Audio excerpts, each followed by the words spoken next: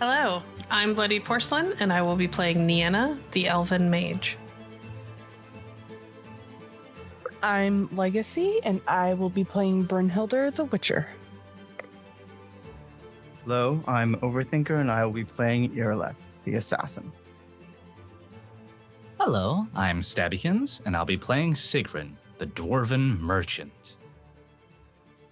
Hello, I'm Grizz, and I'll be playing Fenix, the Werewolf Silversmith. And I am Solomon. I will be the storyteller and Gauntero Dim for the evening. When we last left our professionals, the time had come. Preparations had been made after speaking to the White Wolf about how to deal with Gauntero Dim and his contracts. The time had come for a battle plan to be put into action. One group consisting of Fenix, Brynnhilder, Irileth, and Faud, their bear witcher ally, had gone to a different location to draw the witchers that were still left in Isildur's service away, to keep them busy and give time for Siegryn and Nienna to work to find a spell that would lock Isildur within time, so that way he could not be put under the effects of the contract, and to get Gauntero Dim to come to the table either to renegotiate or to play a game, and to possibly beat him at his own game. We are going to start with the battle group. First off, I would like Isildur to please describe the location that he had Nienna teleport the group of them, so that way they could get a ambush ready. I'm assuming you mean Irileth. Yes, that You did one. just call me Isildur. I mean, so many eyes. Reveal! It's really starting to Reveal. blend together with these relationships, yo. I mean, I'm so sorry. He's the ex, I'm the current. Our find ourselves on top of a thin mountain between two peaks in a rundown temple complex. Irileth surveys it as he chews on some jerky, then nods and returns to the rest of the group at a central open area. All right. So, temple at the north end, that's the high ground. We're going to give it to them. And I'll tell you why. We open the portal there, draw them out and through. Fenix, you're going to be stationed to the east in the old mess hall. Brune and Bear to the west, the hot springs. I pull them through. You come at them from either side. I'll flank around past the hot spring, grab my bow, and hit them from behind. Once they're on the down slope, we just push them back until they have to die or jump off a cliff.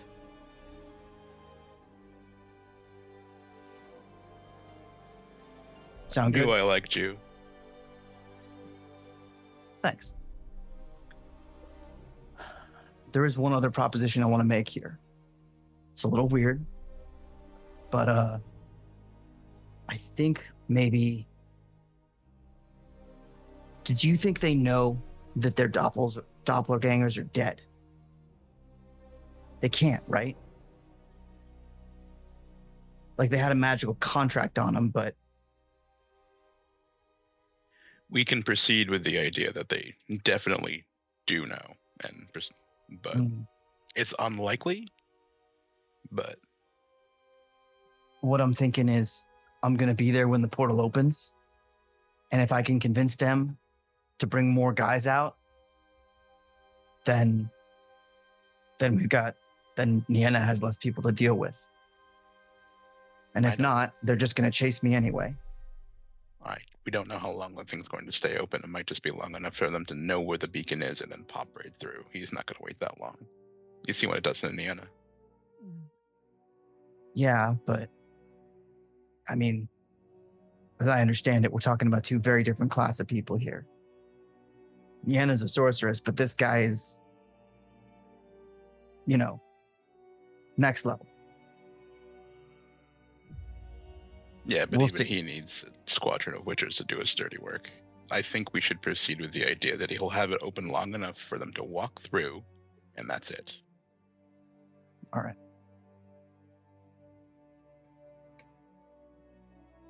All right.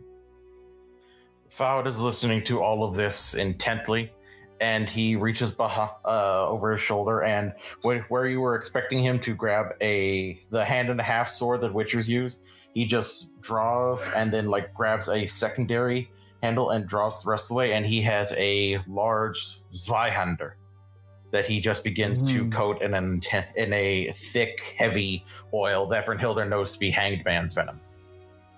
Yeah, I'm gonna be coating my blades with the same venom as they're having this talk. Either of you have, I feel like there's some kind of blinding thing, maybe smoke.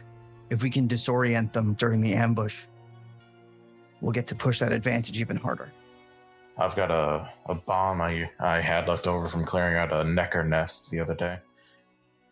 Could disorient them for a second if it catches them, but it's an if. But it's a if that's better than nothing, I think.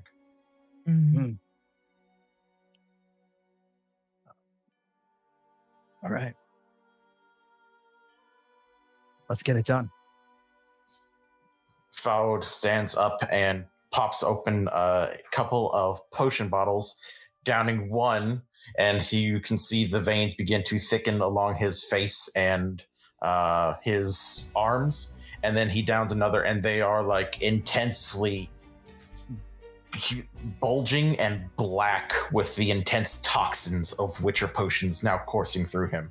And he just rolls his shoulders and gives an almost cruel smile as he moves into place with Brynnhilder. I'm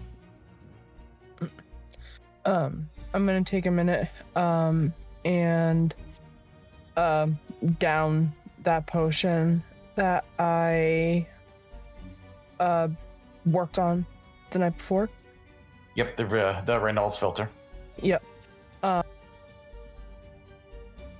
gonna start casting one of my signs to buff ability to take a hit. I'm gonna be using the active shield sign, which is the buffed version of my Quen sign. And I'm gonna start kind of with my good hand laying out the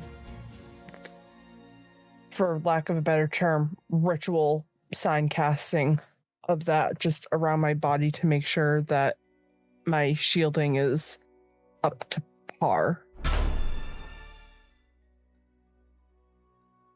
Okay. You feel the power weave around your hand as you make the sign, and you can feel it is strengthened. It seems easier to weave chaos with that sign, and it is stronger. Whereas you cast the spell and you had 50, and you would gain 50 extra temporary hit points, basically. Right. This increased to giving you 70 because of the Reynolds filter. Cool. Fenix goes over to where he's supposed to be stationed, and I think Brynnhilder probably see him kneel down in what would be the Witcher meditation position, as he was taught, and he's going to focus on an aspect of the wolf that he doesn't ever think about or is kind of underutilized. He's going to reach deep down, and he's going to focus on the hunter, on the cold, calculating, finding the weak points, assessing the situation before striking. And then he'll begin to transform, focusing on that one aspect. Okay. Give me a roll of... what shall we call this?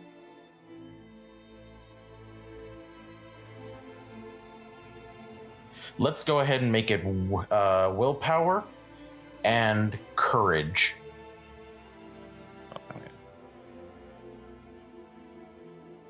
Do I get any bonuses or anything?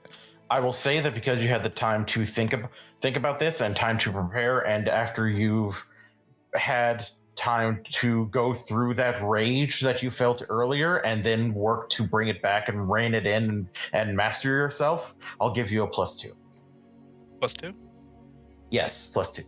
Okay. 20. You are calm and focused, and you haven't gotten rid of the rage, but you are honing it like you would a piece of steel or silver to a deadly edge. For every roll for this combat, you are focused, and you will get a +1 to all of your rolls. Okay.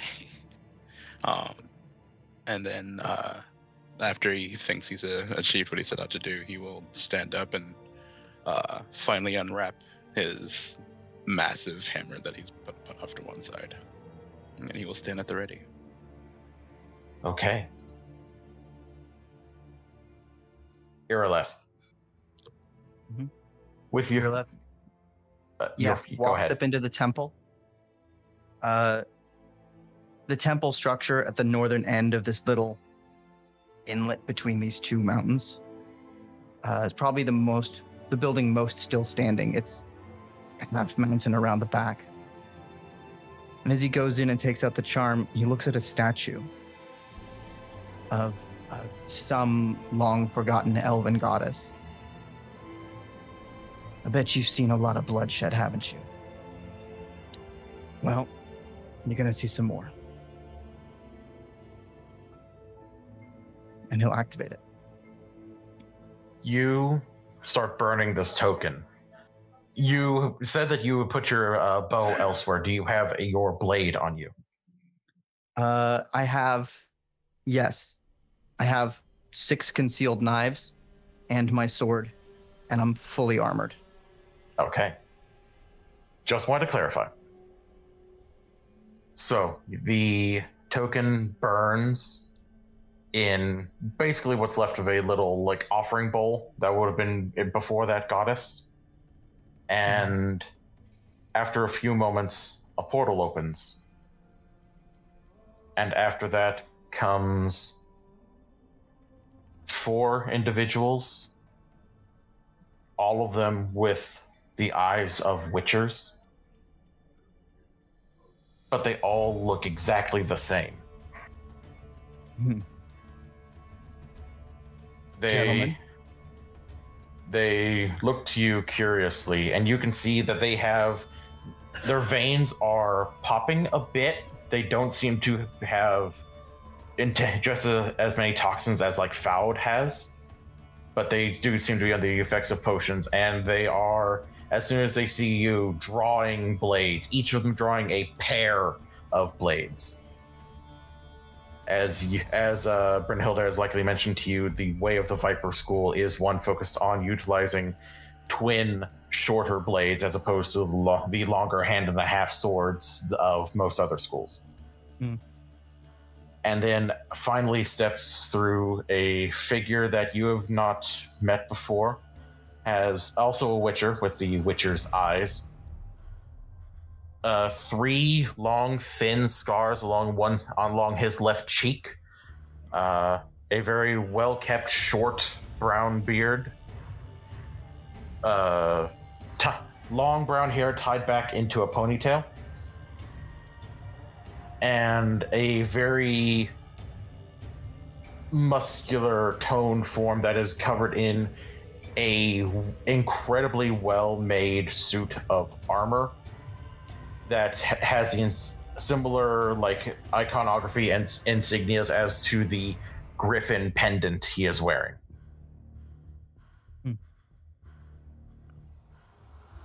You are not who we were expecting. I want to talk to your boss. As he just looks over his shoulder, the portal is still open, but he then looks back to you. I don't think that will be possible. I know what you guys get paid, and I'm not getting paid enough to do this. I want to talk to your boss.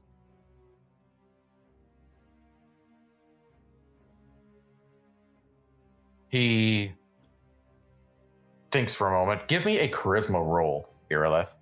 A little bit of deceit. I'll make a deception, yeah.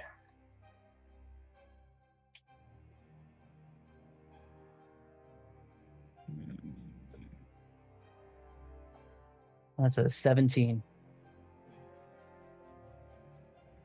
I will roll for him with his human perception. That's not linked to empathy, is it? So I find out that this guy's got 10 in empathy. He really knows people. Yeah. We're really good at that, us witchers, you see. Ignore my 1 point in empathy. He doesn't seem to give much away in his face as he thinks for a moment and then looks to you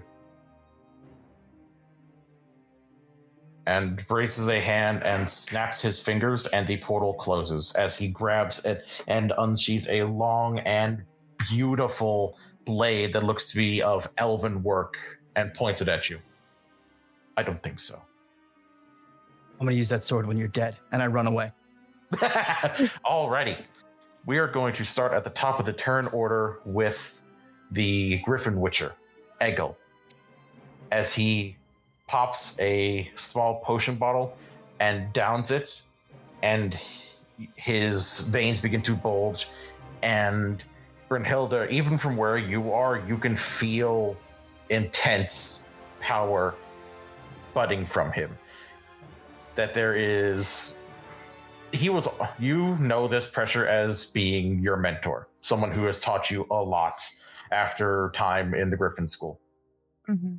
And you know that he has, whatever he just took, has basically made it so that chaos is working to go around him and empower him. Not in the same way that your filter has, but similar. It's almost more like it's made things less taxing on his body as he waves his hand, and the sign of Quen goes around him, and he begins to dash after Irileth.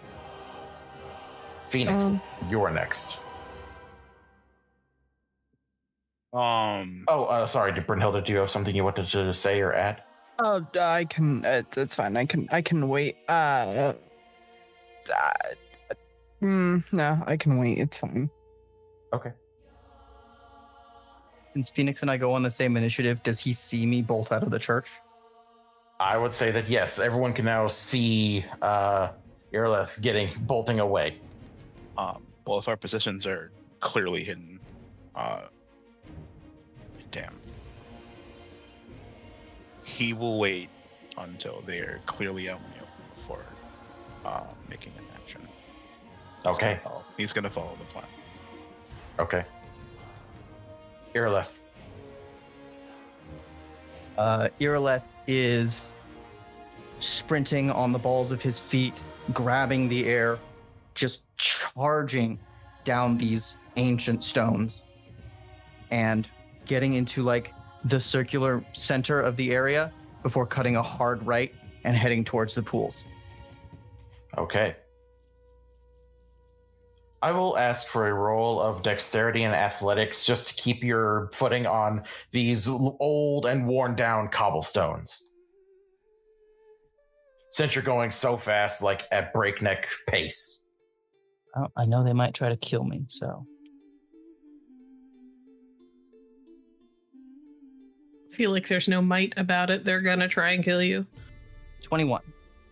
Okay, you are able to keep your footing. It is not exactly great terrain for fighting, but that's something that you're really counting on. It is slippery. The stones are a little bit wobbly. It's it would be very easy for someone to lose their footing here if they're not careful. Bad mobility is good for an archer. Indeed, and you are able to get closer to your intended spot with the Witchers all darting after you. They are intensely fast. That Witcher speed coming into play. You feel like if you had started any closer to them, this would be a much shorter chase. Brynnhilder. It is now your turn, and you can see that the Witchers are chasing Irileth. All of them, including your mentor. I'm going to remain in position until Eggle comes out. And at that, I think I'm going to make my presence known. Only looking at him. So you step out of your spot. Mm-hmm. And you look at him, and his eyes immediately fall to you. And that blank stare that he was holding before is faltering, cracked in your presence. Bryn. Eggle. I saw your...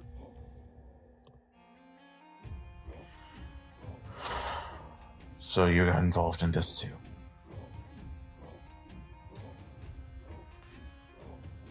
Yeah.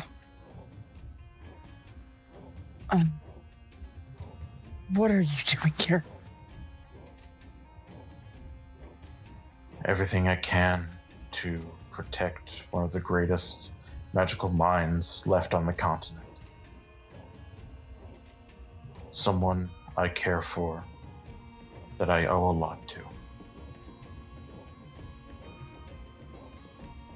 At the cost of what? Bringing innocent children into a life that you and I are both aware is hard. They might not be becoming one of us. But mages don't have the reputation of necessarily being kind to their students and training. Fucking hit him! I yell as I dive through the door.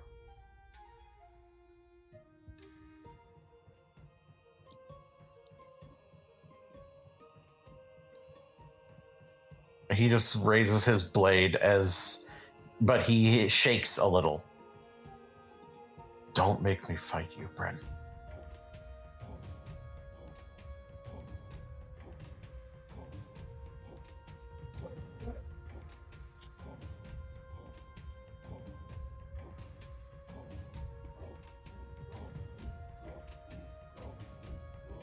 I have children to protect.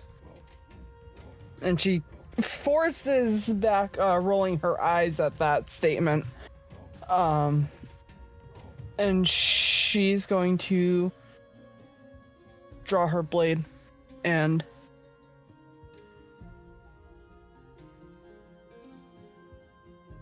just as she's about to attack, she also kind of falters a bit, and she's gonna swing. Are one of the vipers around him? Yes, there is one of the vipers near him. Yes. She's gonna swing at one of the vipers instead. Okay. Give me the swordsmanship roll.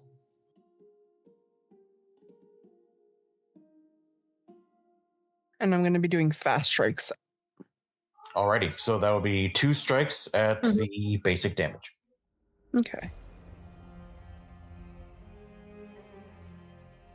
And it has the hangman's poison on it too, as well. Yes, so that will deal an additional 5 points of damage. Yeah.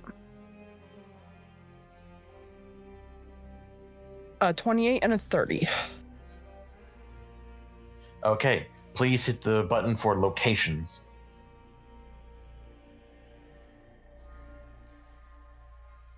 And hit it one more time, please.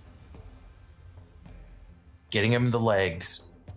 So, the first attack, he moves his blade to try to parry, and what would have hit an artery like closer to his neck, he parried down so that the swing hits his leg, and the second one he does much the same. It doesn't seem like he was able to get them away completely, so that way he would try to knock you off balance. It's more just like minimizing the damage since you caught him a little off guard. So go ahead and roll the damage for your strikes. Right.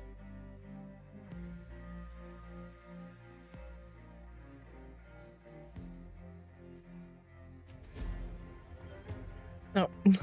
I should probably actually do the... The macro in your sheet should calculate all that, I believe. It should, but my macro doesn't work. Wonderful. Yeah, so the first one's 27, Okay. and then the second one is...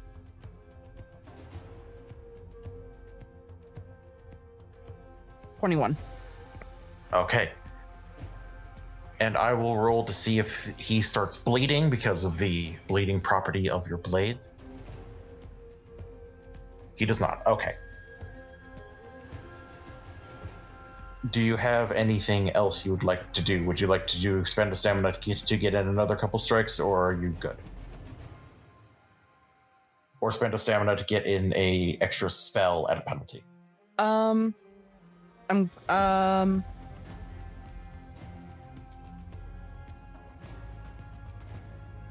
I think I'm gonna expend a stamina. After I hit the guy with the guy in both of the legs, I'm going to turn back, give Eggle a very apologetic look, and I'm gonna spend that stamina point to fire stream him. Okay. Go ahead and roll it. Okay.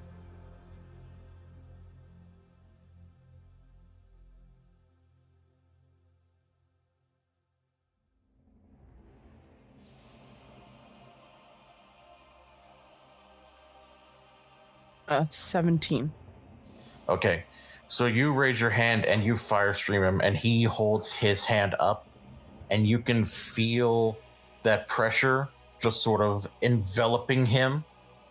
And you know that he has developed a technique that a lot of the Griffin School teachers developed called the heliotrope, which is something to with a bit of focus to take incoming magic and to just dissipate it.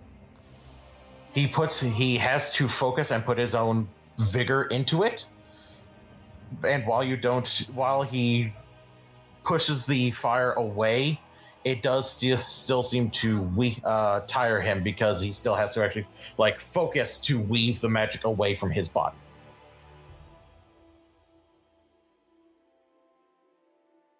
And Brynnhilder just looks sad. All right, and turn. He also looks sad. Moving on to the viper that Brynnhilder slashed. Actually, no, this was a different viper. My apologies. So the other two vipers are still chasing after Irileth. I'm going to roll to see if they catch up to him. Irileth, please give me a roll of 1d10 plus your... Let's go ahead and make it speed and athletics, if you would.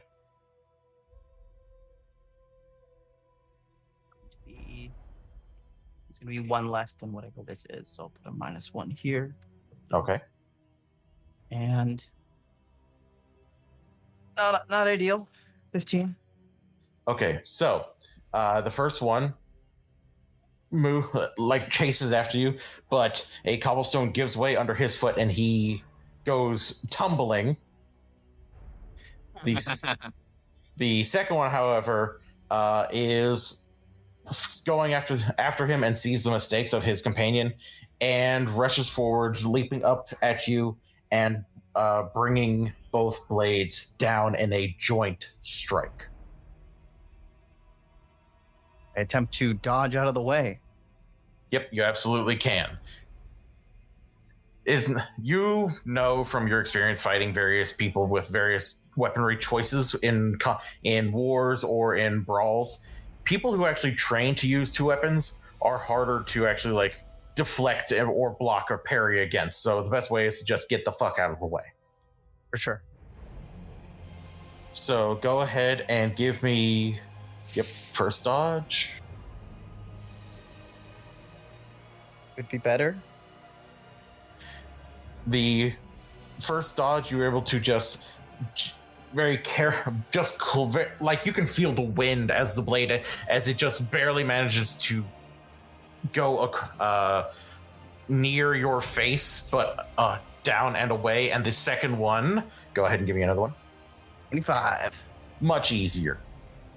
The blade does not find purchase upon you. In fact, it hits into the ground and then gets pulled up as he just looks at you with this one actually looks like he's looking at you with disgust.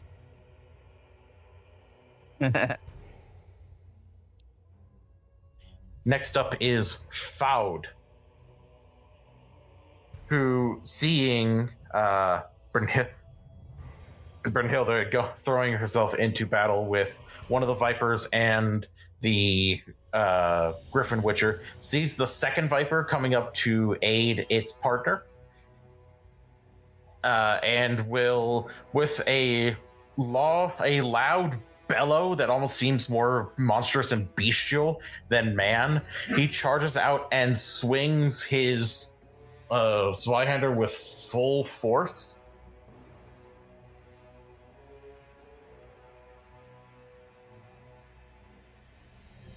And you see the blade just impact right into the gut of the second Viper School Witcher, who gives off a and was trying to block the worst of it with their blades, but they still end up getting pushed back a good 5 meters just from the sheer force of that blade, and they are bleeding fairly heavily from that attack to their gut. It didn't get deep, so they don't have to worry about anything coming out aside from blood, because it seemed to nick a few veins.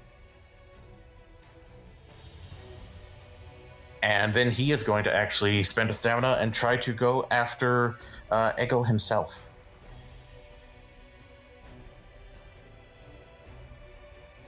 This strike a little less effective as Egil sidesteps out of the way of the longer blade and just looks confused and a little bit shocked to see a Bear School Witcher using such a large and intimidating blade as it just cracks into the ground and destroys several cobblestones.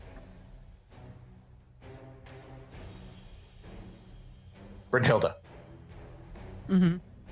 The Witcher that you slashed into the legs of is focused on you, spinning their blades in their hands and trying to basically feint at you, trying to draw out your guard and create openings, and is attacking at you with both blades. You also know that fighting people with dual blades is difficult, so the best way to get out to avoid this would be either to let the shields take it or dodge out of the way, as opposed to trying to parry or block.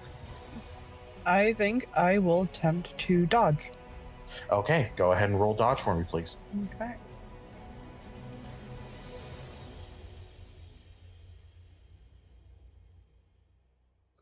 $26.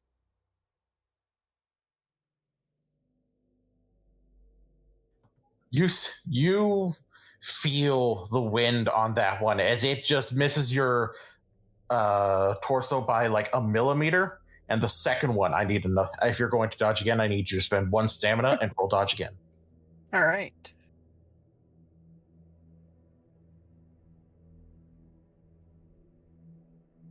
$20. The second one, it seemed like the first strike was more meant to position you to get you into place. As the second one, the blade digs against you. Luckily, your shield was up. Yes. So, damage to the shield. the intense point of this blade that he's using seems to really just try to pierce and work through the shield. The magic is still active, but you feel like it has been weakened severely. It is now at about 45 of its points. Wow. The second Viper is going to move to attack Foud.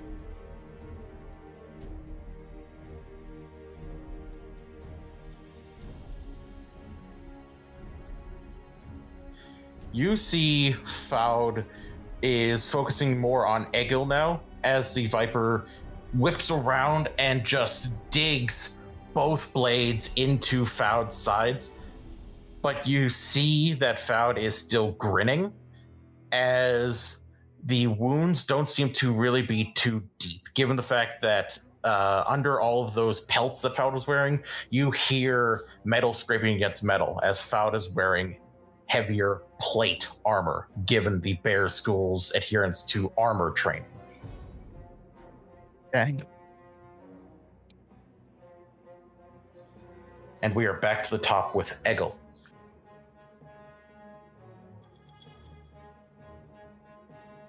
And he, looking distraught, is going to bring a hand up and cast another sign. And you know that it is the sign of Oxy. And sends it off towards Foud.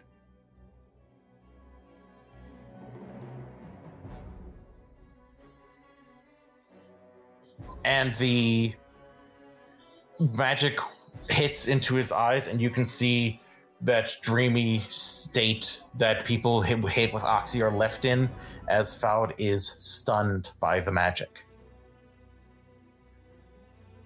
Egil then turns to you and swings his blade at you, Brynnhilder. Mm-hmm. Which, if you would like, you can dodge or parry or block or try to reposition to get yourself away from this strike and as a whole.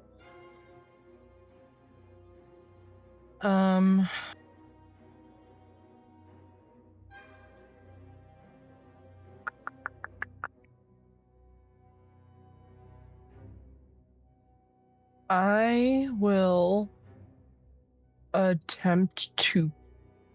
This is probably going to bite me in the ass. I'm going to attempt to parry it. Okay. So you will give me a roll of your swordsmanship at -3, or I believe there's actually a parry button for the swordsmanship skill. There is. So you'll go ahead and give me that roll, and it will be contested against his. If you beat him, then you will knock him off balance and get an opening to strike back.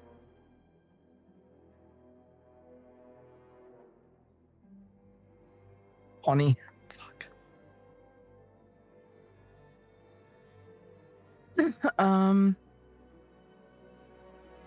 It's 2 luck points to re-roll, right? It is, yes. I'd like to spend the 2 luck points to re-roll that. Okay, go ahead. Okay. That's small blades. Wrong. Sorry, wrong. Wrong one. 23.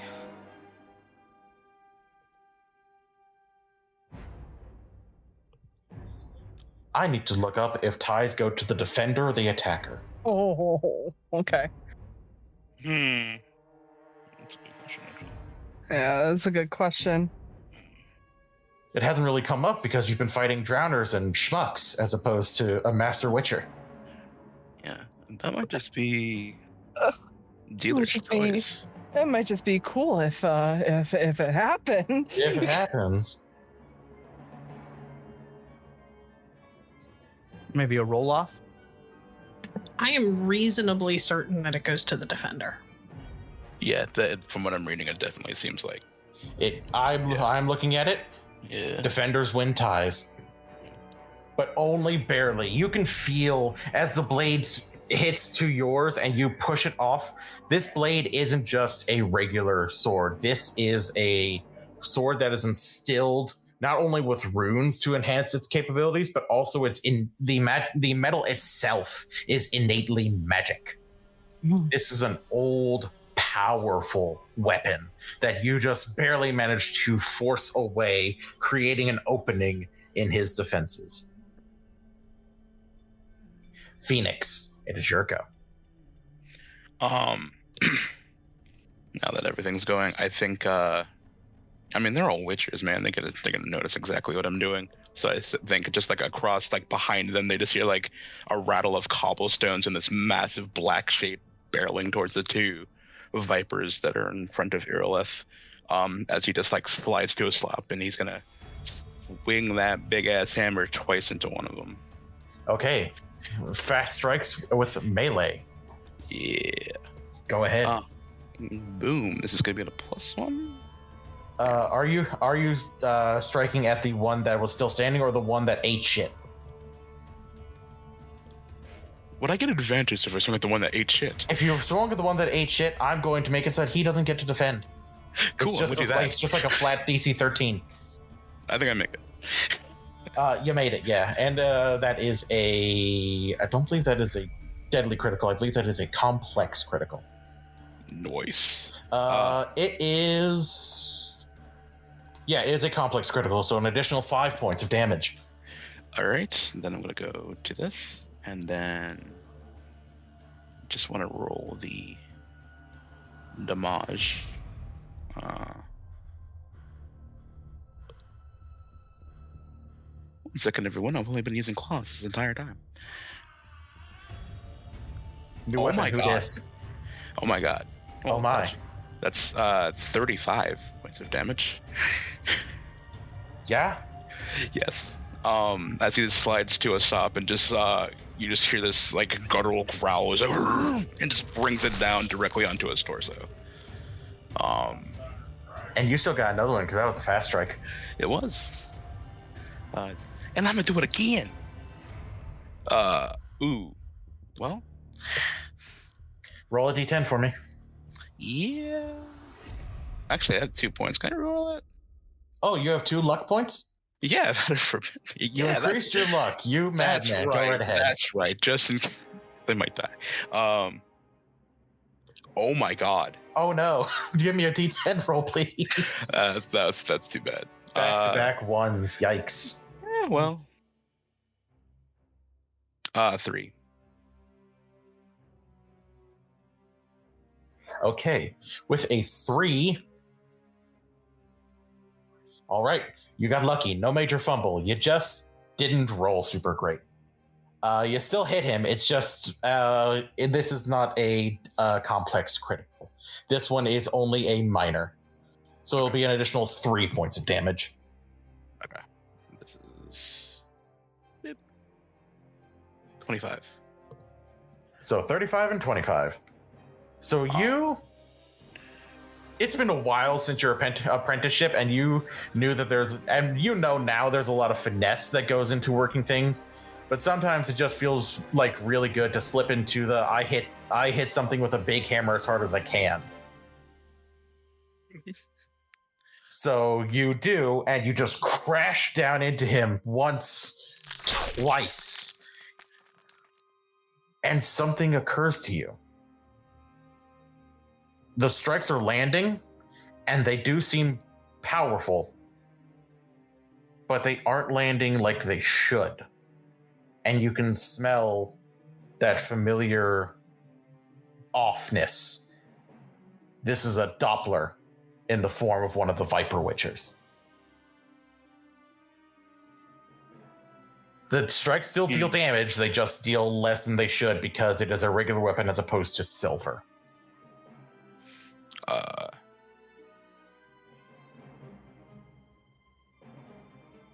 Well, that's a shame. I'm gonna spend a stamina and do it again.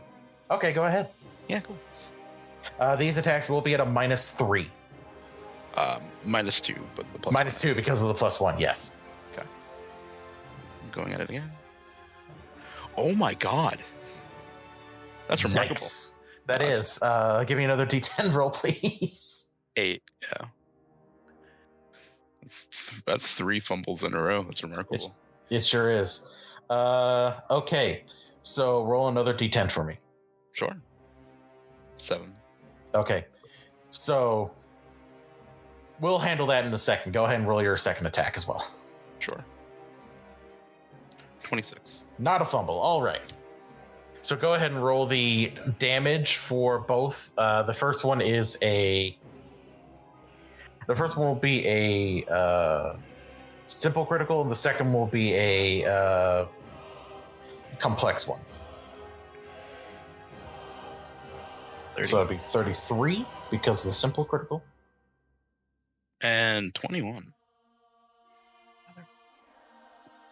And the other one is 26 because of the complex. Yes. All right. So even with the fact that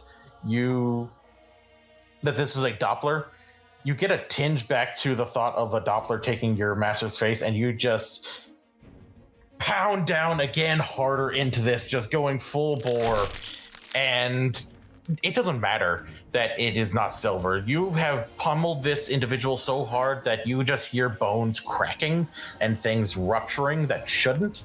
And this figure reverts back to the form of a small or bald-looking, halfling-looking individual that is just staring up in sheer horror and shock as you have killed one of the Dopplers.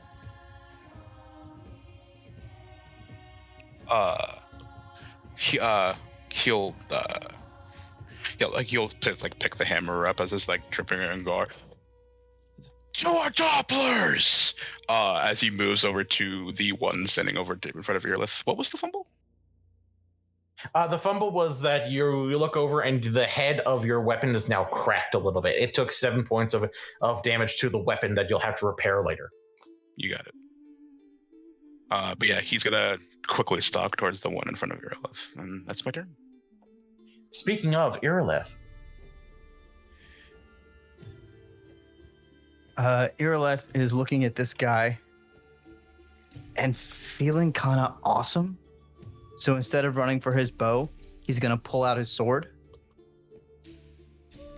and swing with one hand and then come in close with a silver dagger in the other. okay, so you're doing a joint attack because this would be considered a dual wielding type of attack. Mm-hmm.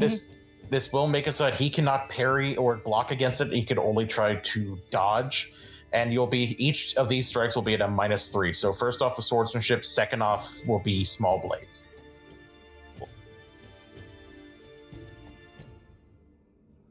And I will give him a penalty to the second attack since you're doing it surreptitiously. Very cool. Oh, man. There it is. Joint attack. There's a button for it. That's it.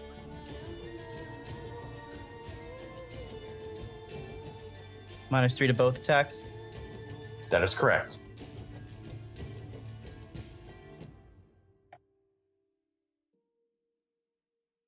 Yeah, 16 and 13. Alrighty. So the first strike, he manages to just step and maneuver his torso out of the way, but you see an opening and you dig one of your daggers into like right where the kidneys would be. Go ahead and roll the damage for your dagger, please. Don't actually think I fully statted that, but If it is just a standard dagger, I believe the damage is 2d6.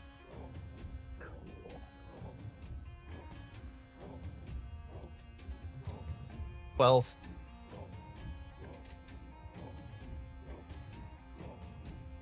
Plus the bonus for your body, which I believe deals an additional 4. Yeah. That was... Yeah. Bonus melee damage 4. So 16 silver. And I called shot torsoed for that. Yeah. So you dig this blade in, and you can hear it sizzling against the body. This is another Doppler. You're just like, and You dug under where the armor was and got up under it and upwards into his body, so the armor does not protect him as much as it should. Cool. I'm going to spend a stamina, leave that dagger in, pull out another silver dagger, and go for his throat. Okay, so a called shot to the throat, I will consider that akin to a called shot to the head. So that'll be at a total of -9 because it's a -3 for the second attack, and then -6 because you're aiming for the head. Cool. I think I also say to him, as I'm dropping my sword to pull out this other dagger, "You're the last one."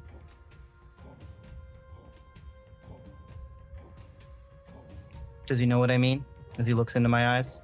Yep, his eyes just widen, and there's a mix of fear and rage in them now.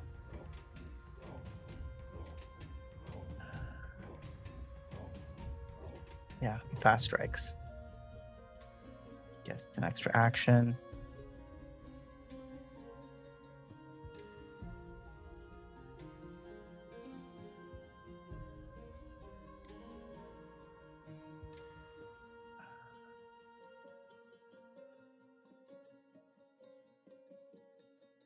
It's a 14 and a 13 as I swing at his face. Okay. So he manages to slide his head out of the way of the two strikes as he reaches down and just, even as his hand burns from gripping the blade, he just pulls it out of his abdomen and then just grabs back up his second blade again, looking back at you and Fenix and then back again. Looking a little shocked and a little unsure, but still standing his ground. Brynnhilder, it is your turn. All right.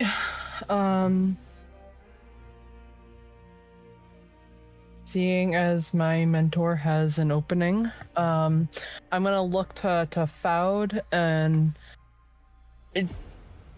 just very, very bluntly focus on the vipers, and she's gonna go after Eggle. I think I'm gonna do a strong strike this time. Okay. Are you just doing a strong strike at a random location, or would you like to aim anywhere specific? I'm just gonna let it be at any location. I feel like right now she's not in the best of mind to be trying to go for a called shot. Understandable. Go ahead and roll a strong strike for me, please. Okay.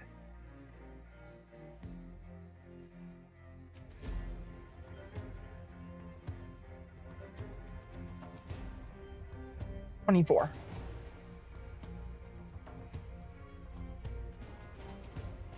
He works to bring his blade up again. He cannot because I parried that attack that he... Yeah.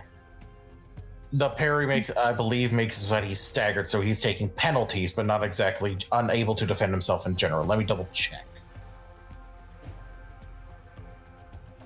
Parrying.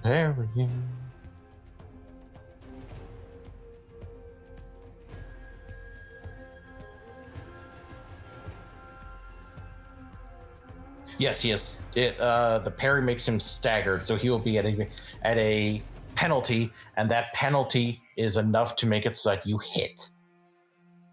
Cool. Go ahead and roll the location. Right arm to his sword arm. Yes. Go ahead and roll the damage. This normally the damage would be halved because you're hitting a limb, but since it was a strong strike, the damage is just full flat damage. Perfect. +5 because of the Hanged Man's Venom. Yep.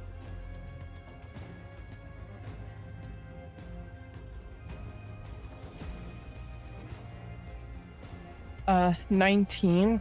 Ooh. And I'm gonna spend the stamina point to do it again. Okay. Go ahead and do another strong strike, and remember to, when it says if it's an extra attack, that the answer is yes. Yes.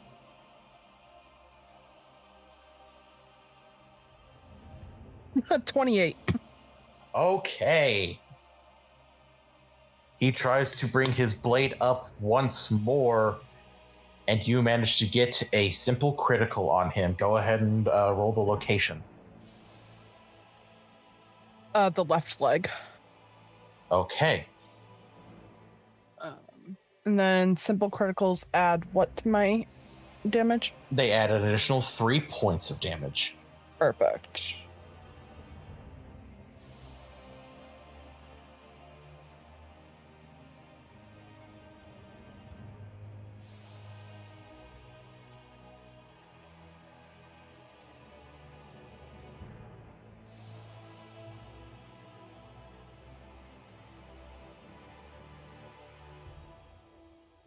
$23.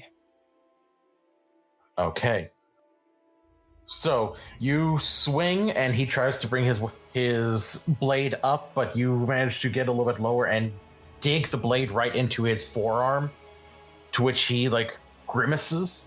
And then as you go even lower and swing the blade and hit right at the joint of his knee, and then push, you hear things pop, and he nearly goes down to that knee and looks at you. And you see pride in his face.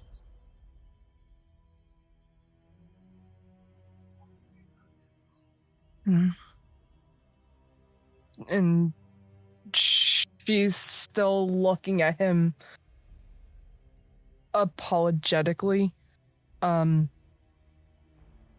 This is obviously very hard for her right now. Indeed.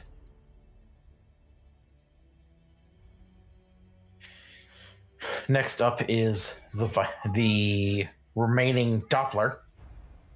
He is going to look to Fenix, see the blood of his Doppler ally covering the head of the mace, audibly say, nope, and then just lunge at Irileth, full body. Irileth, you are taking a joint attack. You will need to roll dodges, or if you want to try to get away from him, to reposition, an athletics check. I think I'm actually going to do that. Okay, go ahead and roll the athletics check, please. It's a lower roll, but I'm seeing a reason I should get my bow.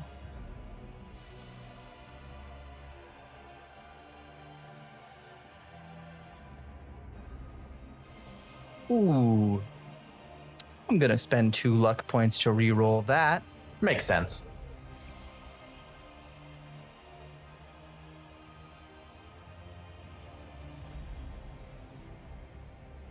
$21. There we go.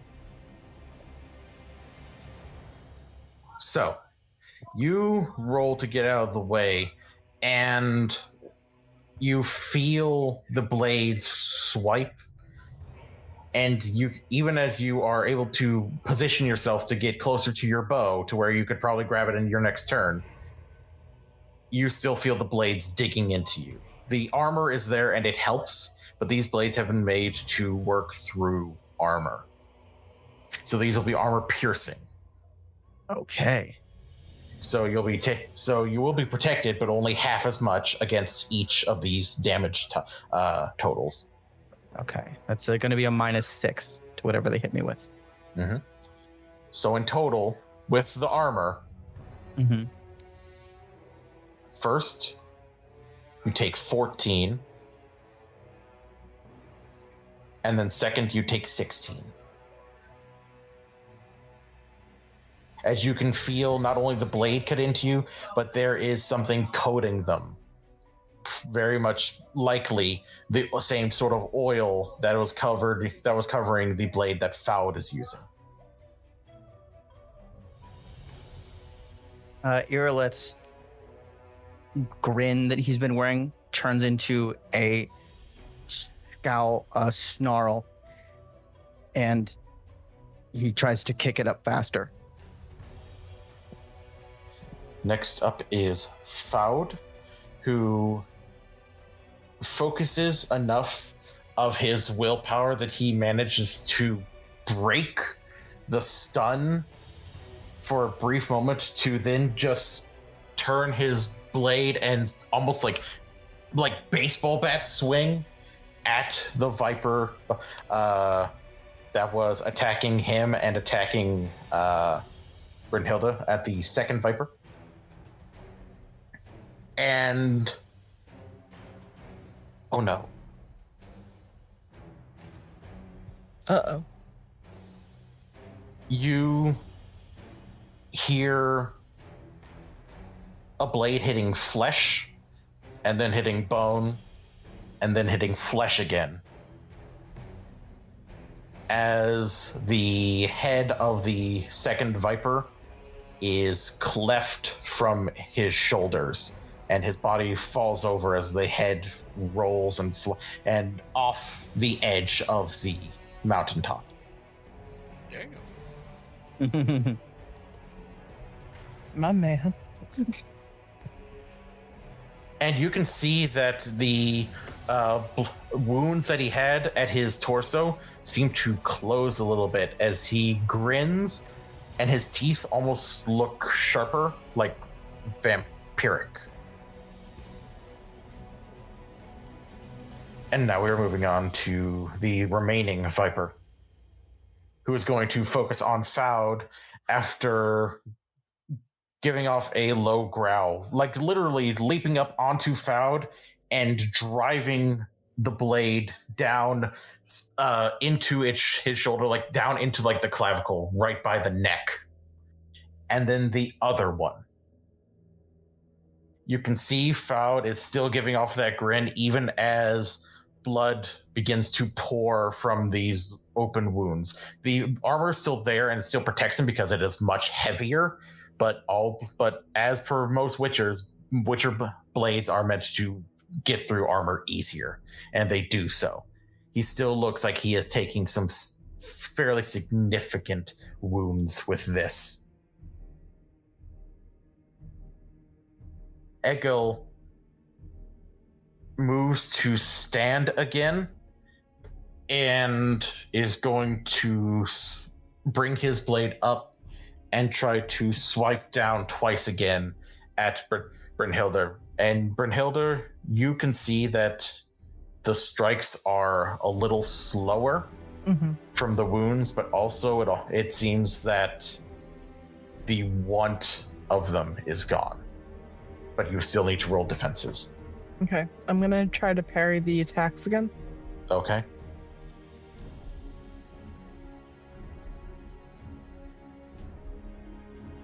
That first one's a 22. Okay, the first one unfortunately does still manage to slip past your defenses. Not enough to be a critical of any kind, but still just barely slipping past. Okay. And the second one? 27. So you do take the first strike. The second one, you manage to steel yourself even through the pain and push the blade away to open him again. All right, and how much does that does the first attack take off of my shield? The first attack.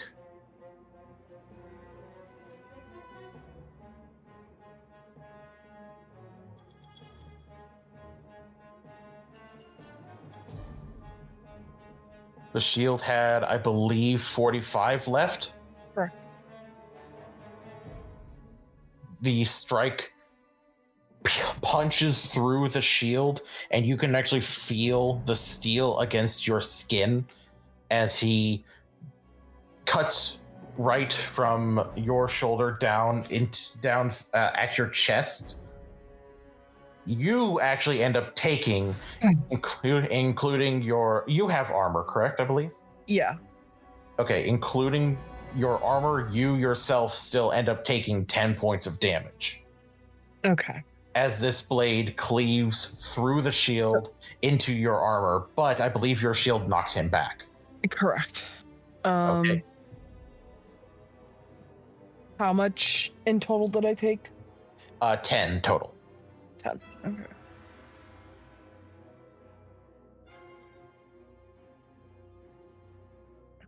All right.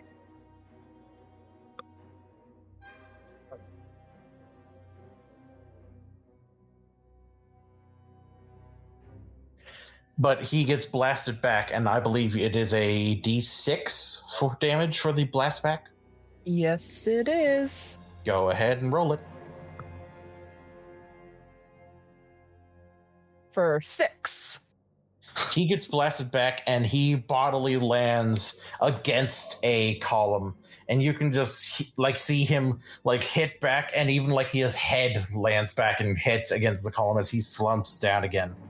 And he is basically on his ass, still gripping his blade and looking at you, shocked, but with a small smile on his face, even as blood is pouring down across his face from the head wound from hitting against the column. Fenix.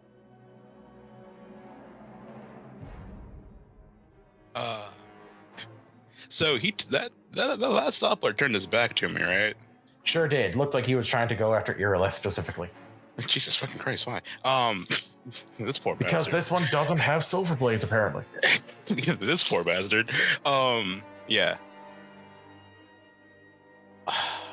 I think he'd after going after Irileth, and he just hears from 2 feet above his head, "Damn fool," and he's just gonna bring the mauler twice on his head. Okay. Going for the headshot will be at a -6 to your attacks. Well, -5 with the bonus you've got. Yes. Well, let's give it a shot. That's going to be 19. Not again. And an 18. And I'll roll a D10 for me. Yep. 6. Man. That a wolf with a hammer is not as cool as you'd think. I mean, I did just beat a guy into a pulp 6 seconds ago. Oh, it's very cool. But not as cool. So the first strike does hit, no critical. Mm-hmm. But you'll be dealing double damage because you're hitting him in the head. Yep. So it'll be standard damage because it's a regular weapon against something that requires silver. Mm-hmm. The second strike, unfortunately, does miss, and it basically hits off of a stone and gets stuck there, and you are left staggered. Wow, that's wild. Anyway, I'll roll the damage for the first one. Okay, go ahead. So 23. That'll be the full 23. Okay. And then I will spend a point of stamina, and I'll just let it go, and then do it the old-fashioned way. Alrighty. I'll put 2 claws into him. Or not just 2 claws, but I'll do 2 claws. First one, 25, and a 27. Roll the damage. Alright. First one. Wow. That's not great. Second one. 15. Not doing too good right now. The claws tear into him. And he is still up, though he's looking very, very, very severely injured. Yeah. That's fair. Irileth. Irileth hops over the ruins of an old building up to the top of the hot springs, retrieves his bow. Now, from where I am, there's one guy about to get torn apart by Fenix, and they're right by the cliff. And That then is correct. there's one on Foud, and Brynnhilder is fighting the guy with the pretty sword. That is correct.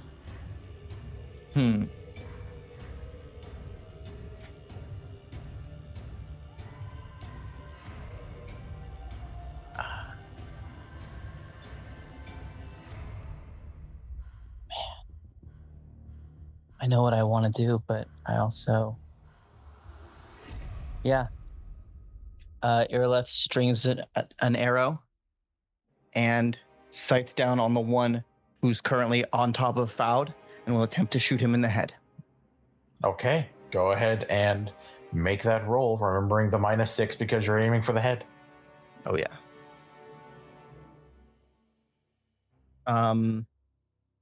That's wrong. That number is wrong. 2 plus 5 plus 5 plus 11 -3 plus 2 -6.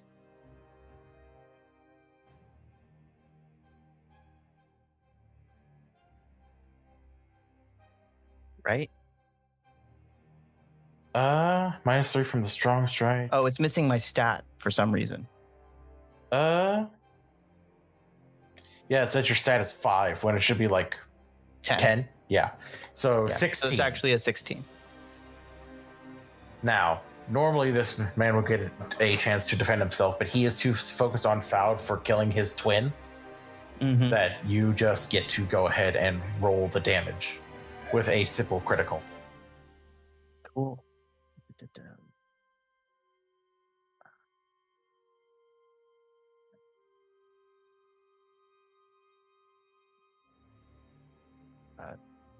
It's 66 damage. Improved armor penetration if he has a helmet on. So that's 21 plus the simple critical is 24. Times 2 because Plus of the headshot. Because it's a headshot. 48 So- damage. He is basically yelling down at Foud and like bringing his blade up to try again, and the arrow just goes into his temple, and he just goes blank and falls off of Foud, leaving one of his blades inside of Foud's chest. And then Right. I'll shout to the other two. You guys need help or you got it? You ran away from the one that was killing you.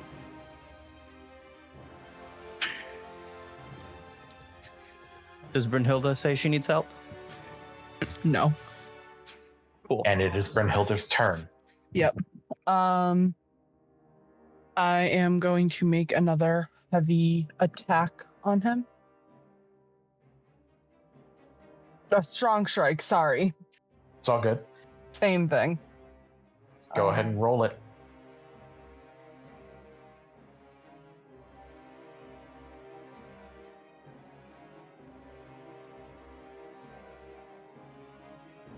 $25.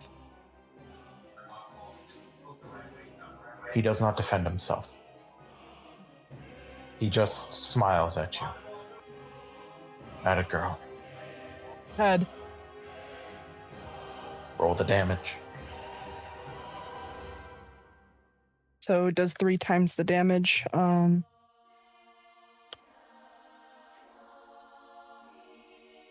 Oh, it's 3 times. Damn, all this damage that's already been doubled is yikes. Okay.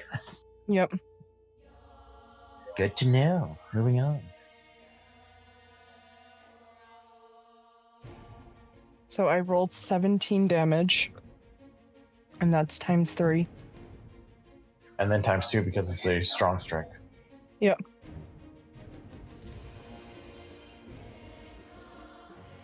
He just continues to smile at you as you bring the blade down. And his... So I say one thing before I strike him. Okay. Thank you.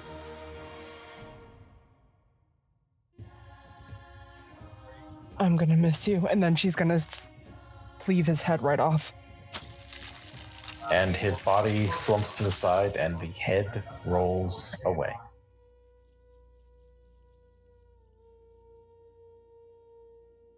As the only threat left is a heavily wounded Doppler, currently in the claws of Fenix, I'm going to give Fenix the ability to determine how the Doppler dies, if he dies.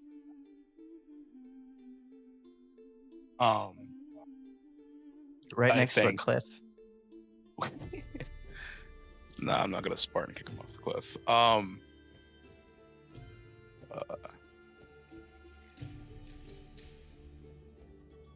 I think he just like kind of like lifts him up.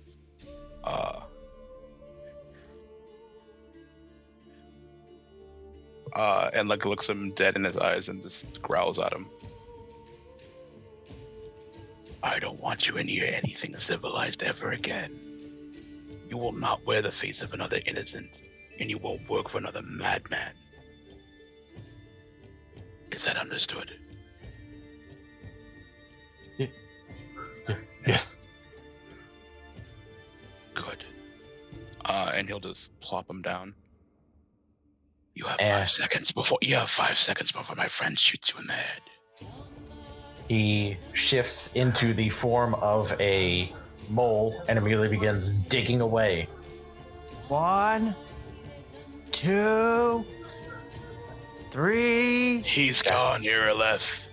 All right. As a portal was being closed, another opens. And out step Nienna and Siegryn into the study of one sage, Isilgir.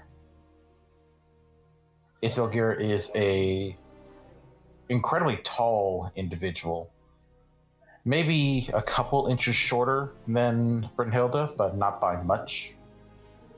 Long, flowing raven hair, very sallow cheeks, and a air of regal authority about him.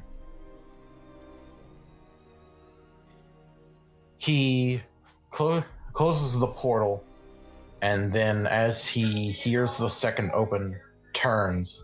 He is wearing long, bright red robes that flow down into autumnal colors as he looks to Nienna and Siegryn and Render.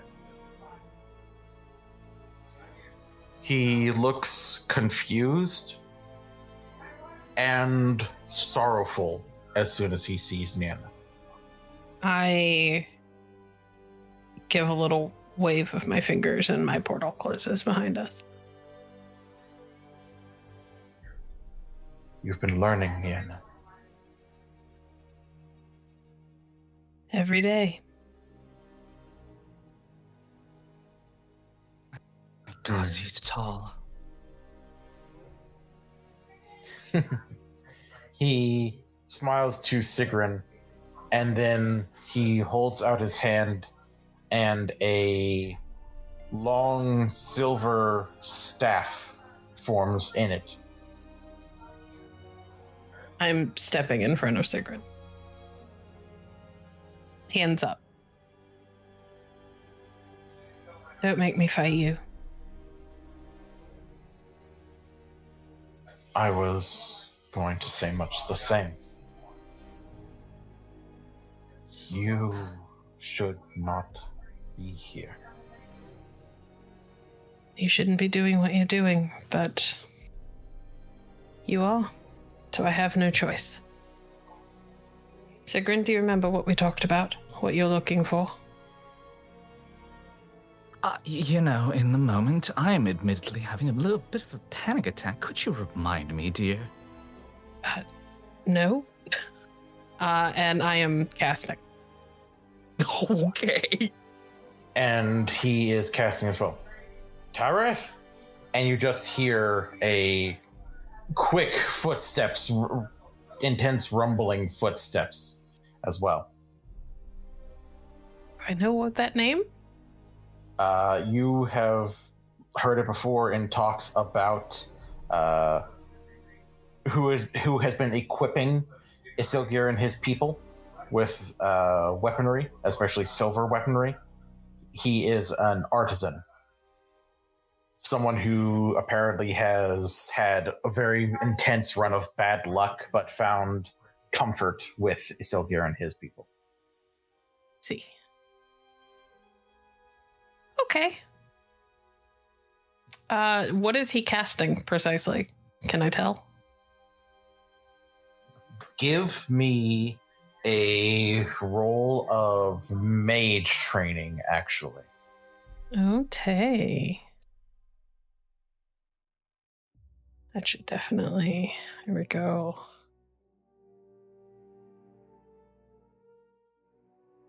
$19? Not my best roll. You see the magic that he is weaving. It's something above and beyond what you've seen before. Okay. I'm gonna shift my casting then and cast a spell. Okay. Which works a lot like a counter spell in D&D. Okay, go ahead. Make the roll.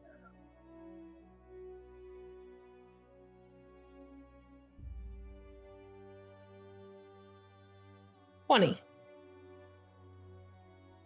I will spend luck and reroll if I need to.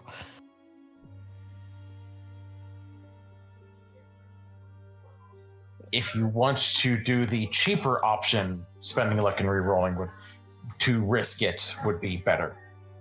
If you want to make sure that you are able to counterspell him, you will need to spend 5 points of luck. I'll do the reroll then.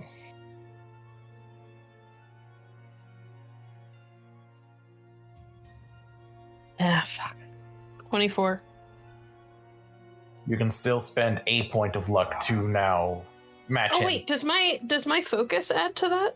Focuses reduce the amount of stamina that it takes to cast spells, I believe. Oh, right. Well, the stamina is variable because it's based on what I'm trying to block. So you do this, and if you are you going to spend the extra luck to counterspell it? Yeah, I mean, am I spending 5 now on top of the 2 that I just spent, or am I just spending 1? You're just spending 1 now because you just have to match him, and he did roll a total of 25. Then I will do the 1. Okay. So, as an aside, Nienna has a nosebleed again because I had to cast the fucking portal. So, you do counterspell it. The counterspell, I believe, still requires you to... Does counterspelling require you to expend stamina? It does, which is why the stamina cost varies based on what I'm casting. Okay. Or what I'm casting against. Does it require you to spend stamina equal to what he is spending? Half as many. Half as many. Then it requires you to expend 7. Okay. As he seemed to be working to turn air almost into like a whip or almost like a thin blade, and you just dissipate it as he brings his staff forward and tries to basically go against your countering, but is unable to stop you from dissipating the chaos around him. Okay. And now we're going to... Hey, Siegryn, what you doing? Hi. She is getting onto her render, and she is gonna bolt from this fight, hearing the oncoming footsteps. She would have a bit more executive memory capacity than I have IRL. You're looking for a time lock spell. Excellent. Okay, that is what she is looking for. Give you very thorough instructions on what you're looking for in Elder Speech. Excellent. All right. So that is what he's going to set off to find. Alrighty. So as you dart out of the study itself to head further in, knowing where you're going because Nienna told you the layout of his little Wizard's Tower compound sort of area, you know where the magic is kept, where the tomes and such are kept. Excellent. She is going to ride in with Rent on Render's back, and as soon as she makes where she needs to be, she is going to start tossing the place over, trying to find the exact description of that spell. Okay. As you head out, you saw another elf come up from a set of stairs. One that looks like he is built like farmer strong. Like someone who's strong from like intense physical labor as opposed to like battle or like weight training, anything that was meant to look to sort of build physique and more just experience. Yeah, and this guy's got labor muscle. And he takes a hand on a scabbard and draws a long, ornate elven blade from it that is steel, and says, "Hey!" And he just says, bolting at you, full force. No. Oh God, he's hot. I need an awareness test from you, please, as you're working to find this. And he is will have to take his time to get to you. Oh no. Okay. Any modifiers that I should be adding? Given that you know what you're looking for, I'll give you a +3. Them's the words that I like to hear.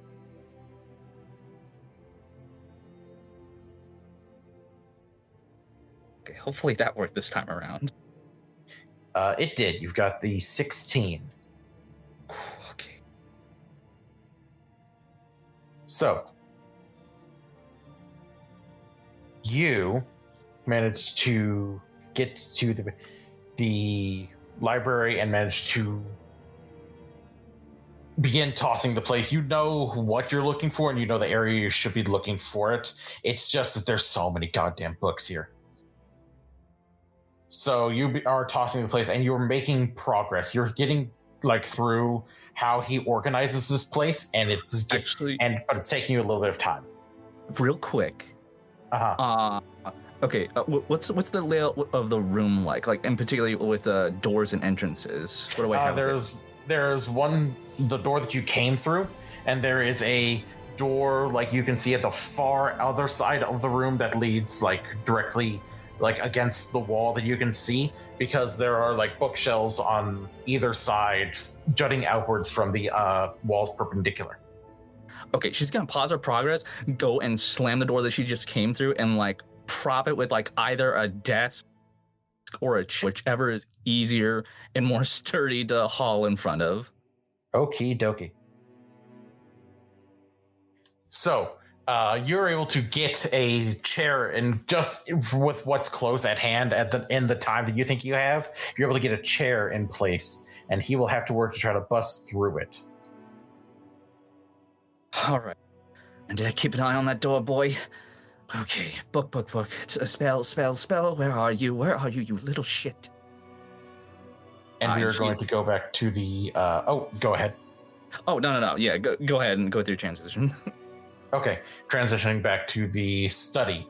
The bit of counterspelling finishes, and Isogir is just looking at Nienna. Doesn't look like he's quick to cast anything more at the moment, just gripping to his staff tightly.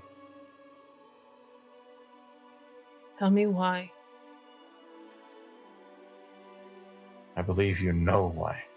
No. You've never given me the full reason. You've given me bits and pieces. You've been evasive.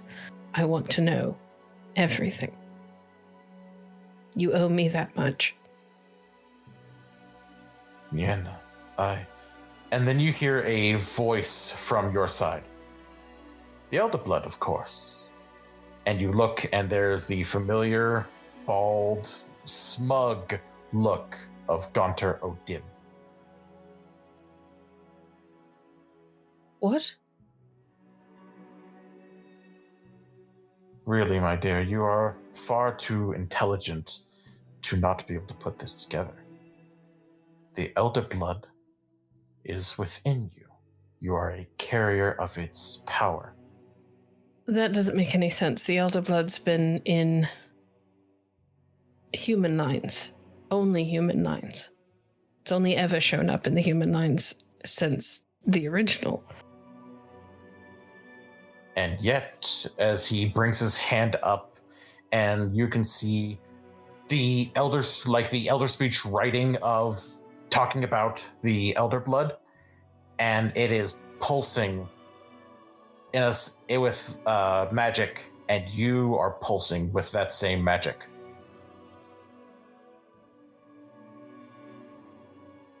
Yet here we are. It shows up in all kinds of mysterious ways. We can say that we know so much about it. Well, you can say you know so much about it, but the truth, it will always be a little more complicated, won't it?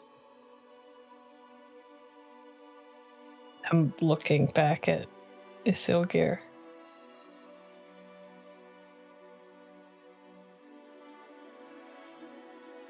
He is looking angrily at Gontaro Dim, but then looking back to you and just closing his eyes and nodding very curtly, very shortly. You knew this whole time. Not the whole time. But long enough. And Gontaro Dim is moving to step close to be between you. Not right directly in front of you, but to the side. Like an onlooker. I want to shift to put myself between him and Isilgir. He does not do anything to prevent you from doing so. And what do you get out of it? Why this soul? Because he called for me. She'll kind of tilt her head. There are better deals out there to be made on this, in this situation, than just... The soul has to be important. You've gone to too much trouble. A soul is a soul. He got called for me. I gave him the option to negotiate for the contract. We negotiated. His soul is mine when he is done.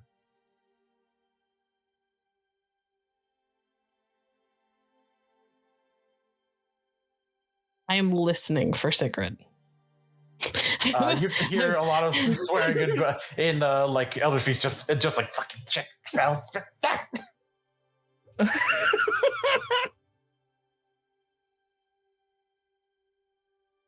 And I'm going to do a roll for Tara to try to bust down the door. Oh god, no. This was not at all how I pictured this going. I thought we were going to be stealthy for a while. This is going to be straight out of The Shining.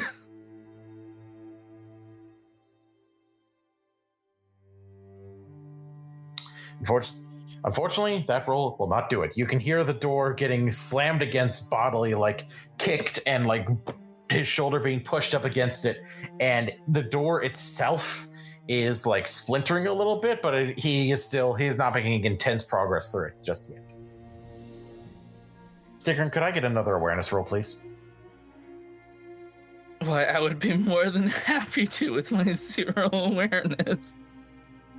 Could I make an argument for an elder speech roll instead? I will allow an elder speech roll since you're looking specifically for like tomes and spells dealing with time and shit. You should have a +8 because you're from Nilfgaard. Oh, would I have a +8 mod? Yeah, it's your. If you're a native, yeah. Well, it would be what I think that we discussed that since you're actually from the Northern Kingdoms. Oh, okay. Like elder speech is like. If you don't have it on your sheet, I think your elder speech ranks is 5. Because you're fluent, but you're not like, but it's not your native tongue. I didn't know. I forgot that she was from the Northern Kingdoms. It's still better than your standard awareness roll. So it's true. It's very true. Oh fuck! That's a 30. Oh. You just basically like look at the door, like see he has like cracked some of the top part off, scream a little bit, look back at the tomes, and go like, "Oh, here it is." It's just like caught in her like the chest of her apron. Like, oh, when did you get there? Pretty much.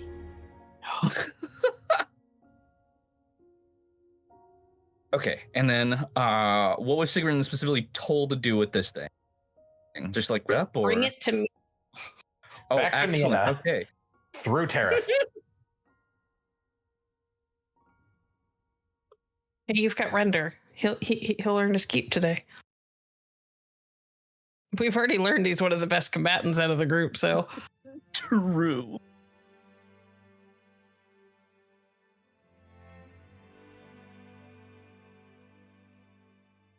So, you have the tome, and you see the door that is being busted in, and another door off to the side that doesn't go to wherever you probably don't know where it goes, because you were told like the way to get from where you'd be portaling into the library, and probably not a ton much more about the layout of this place.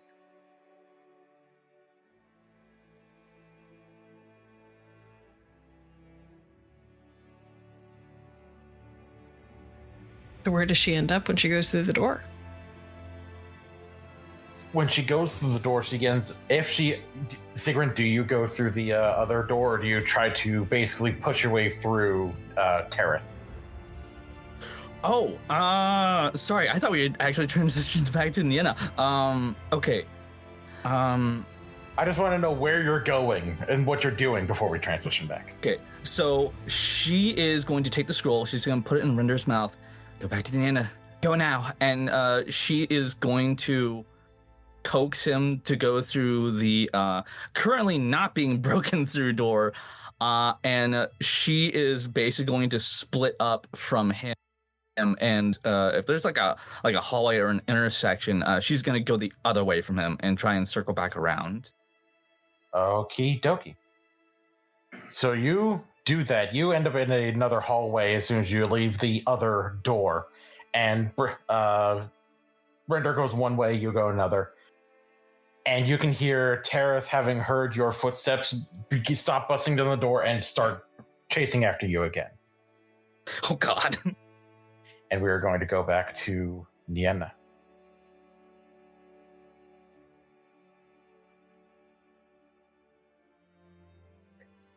Well, out of character, since this was not at all how I pictured this going, I didn't expect us to end up in the same damn room he was in. And to lose all element of surprise.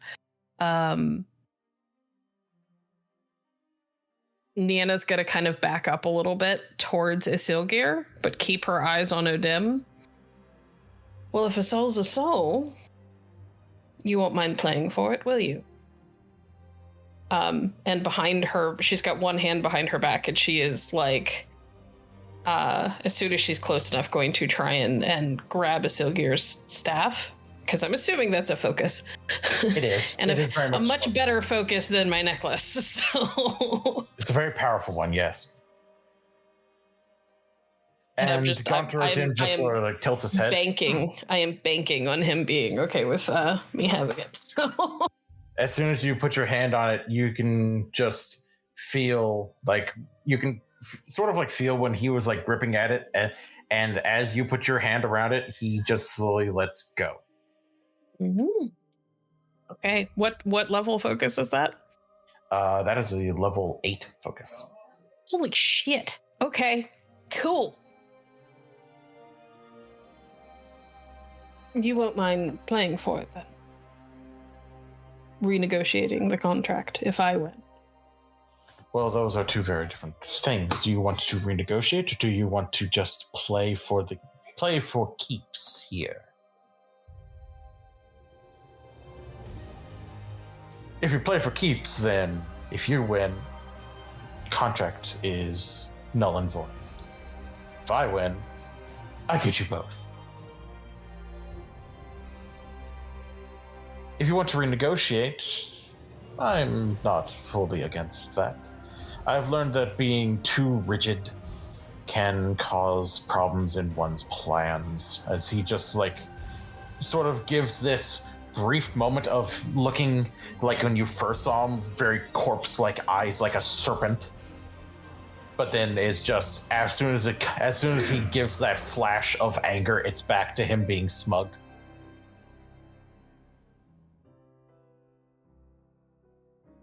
We'll play for keeps.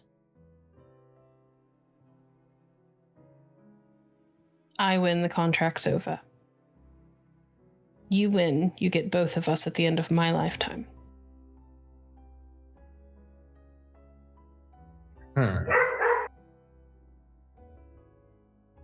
Go, Render.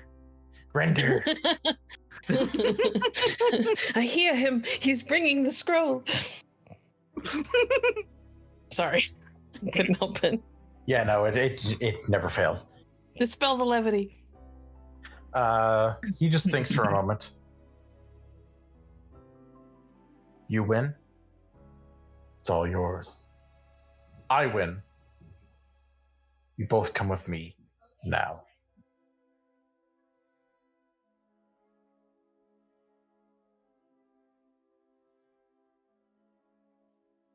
And I shall write up a new contract. One that binds me to ensuring that your little friends do not have to worry about me again.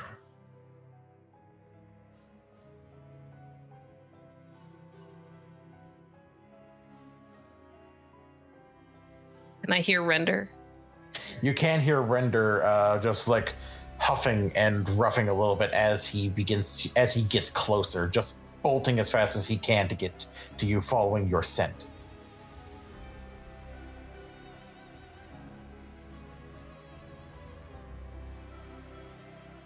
You win. You get both of us in 2 years.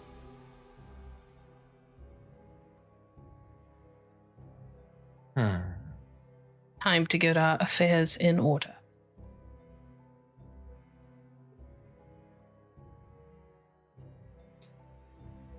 You and I both know Isilgir's knowledge shouldn't be lost just because you're feeling petty.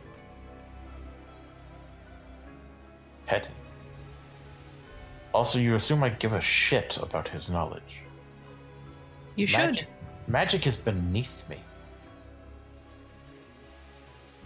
Honey, it's beneath you, but you always take the moment to try and shut it down when you're facing one of us. If it was so beneath you, you wouldn't care. It's so beneath me that it's not a threat. I just shut it down to keep you from being uppity. Mm-hmm.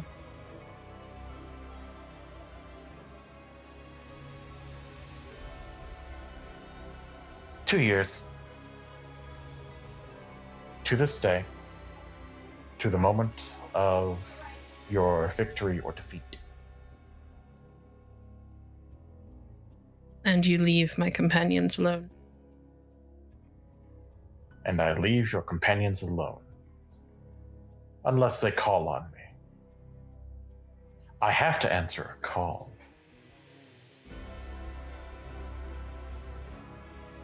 Done. Please tell me Render's close. Render is very close. As he comes closer, and you can see that form of him being like a corpse again. Render busts through the door and just leaps in the air, dropping the scroll into your hand. I will take it. Alrighty. You open it up, and you are able to very quickly read it, as Gontro Dim seems confused and surprised a little bit. And I'm immediately casting. Roll the spellcasting roll, please. Okay. Come on, make it, please. Does the focus help me at all here? I will say that the focus is so in tune with magic just as a whole, and this is a mixed element spell, that it will give you a +4.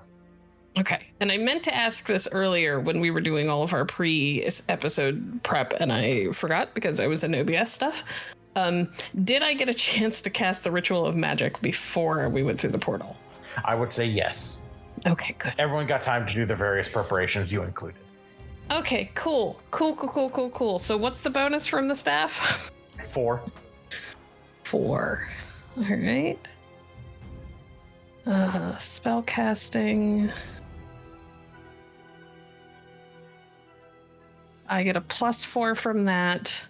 Ritual of Magic does something else. Or Ritual of Magic. Goodness. Sorry. Magic is so complicated. It's almost like it's magic. The Ritual of Magic creates a magic circle. Bonus to my vigor threshold. Oh, okay. I did not take damage earlier then because my vigor was high enough. Okay. And I am going to dump all of what's left of my luck into this roll. Okay. Which is 5. So I have a +9.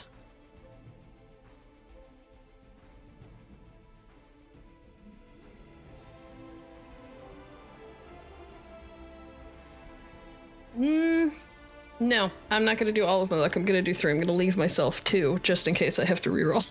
Understandable. That was a decent pause there. I had to think about it. 29. Is that good enough? If you spend one more luck point, you will have what you needed because the test Done. DC was 30. Done. You cast a spell focused on. Where are you focusing the spell? Are you focusing on Isilgeir still? No, I'm focusing on Gaunter now. Okay. Originally, it was supposed to be Isilgeir,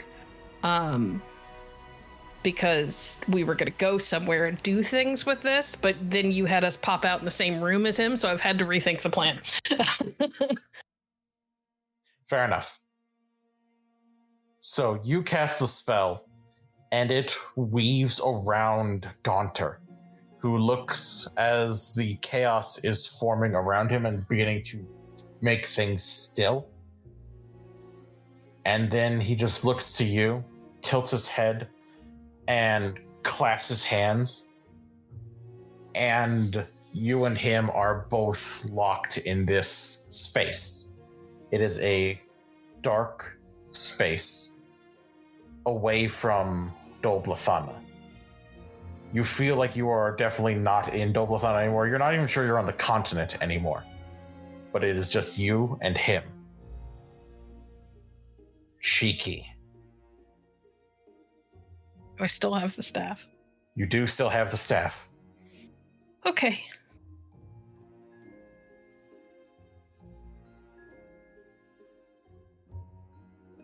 You put a lot of thought into this, didn't you, Nienna? I always do.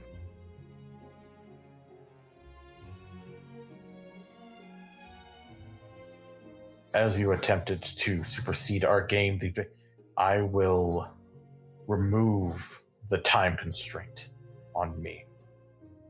We play our game, and you win, I leave.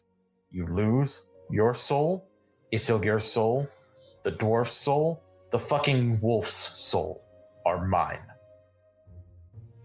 And I will hunt down everyone you said hello to and make them mine.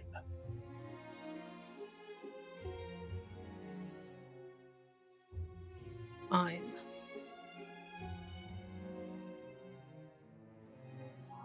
Good. I will be generous. Would you like to involve Siegryn in our game? Or just Yes. you? Okay. And he claps his hands again. And Siegryn, now you're also in this dark, extra-dimensional space. Excellent. She tumbles head over heels into a roll and is covered in sweat. The poor party natural-born sprinter. Very dangerous over short distances. I could have been home. I would have been doing really nice in my business right about now. Yes, but there's no one I'd rather have here with me. 20 minutes running from a hunked-up, twonked-up elven farmer. My God, he was... Sorry, what were we doing? Siegryn, you look over and you see Gaunter Dim looking a lot like a corpse with serpentine eyes as opposed to the more aloof individual merchant that you saw before. The red on her skin from her blushing just goes and turns into a bit of a white pallor. Oh, shit. I guess we're in the end game now, aren't we, darling? Or all the proverbial marbles, as they say. all down to us. Right then. She will get up, dust off her decidedly a little bit sweat-soaked apron, and make yourself a little bit more composed. Right then. Game on.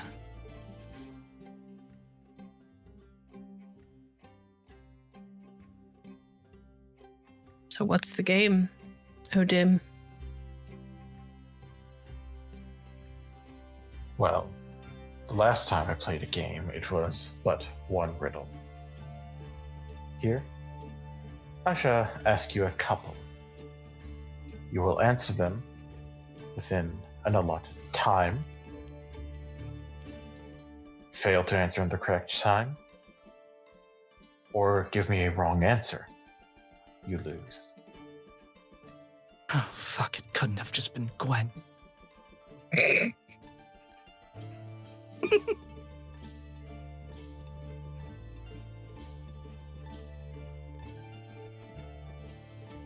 Are you ready? Oh, I don't think I'm ever ready. Yes.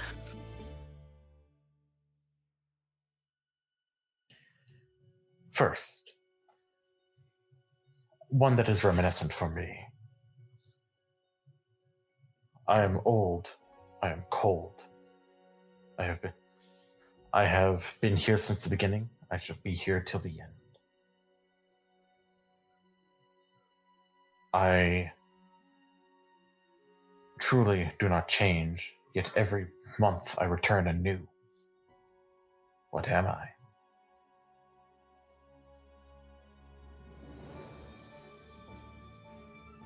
And if you are unsure of what the answer actually is, you can roll deduction. Can you say it one more time out of character? I'm sorry. I'm old, I'm cold. What? I am old, I am cold, I have been here since the beginning, I will be here till the end. I am ancient, yet I return every month anew.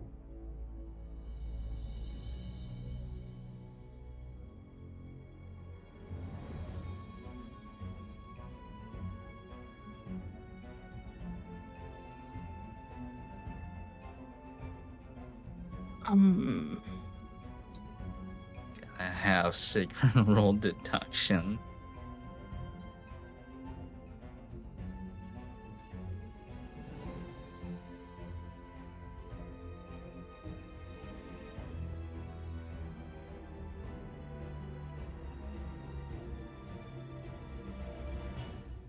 I will also roll deduction. Okay. Double 16s. Go figure. As you think about it, you're unsure about what it means by cold. But something that's old and manages to come around every month anew makes you think of the phase of the moon, the new moon. The answer could very well be the moon.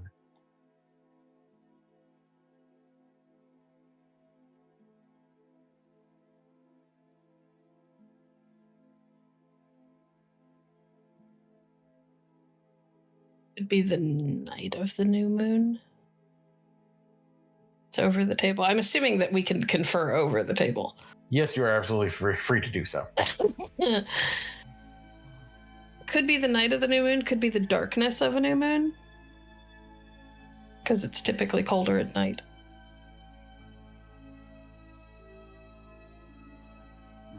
Trying to think. Actually, now I think about it. Glorious GM. Would Siegryn be able to tap into her family's chronicles and see if she can parse out some tidbits or miscellanea that might help? Yeah, absolutely. Excellent. What would you like me to roll for that? Let's go ahead and make it... You want to just do Dwarven? Yeah, let's do just Dwarven. You got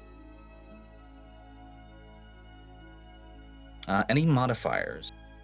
+2 because it's your family's chronicle.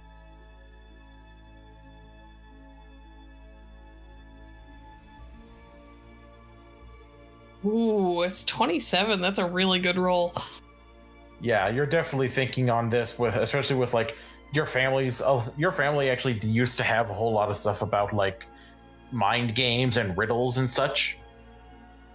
You're definitely thinking that the answer is the moon. The moon, darling. Well done.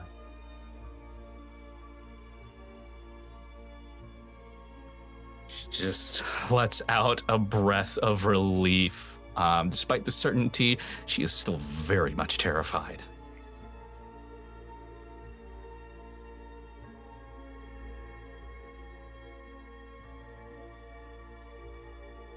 You can ask this question all over the world in different languages and get different answers, but the answer will always be correct. What question is it? You can ask this question all over the world in different languages and get different answers, but the answer will always be correct? Mm-hmm.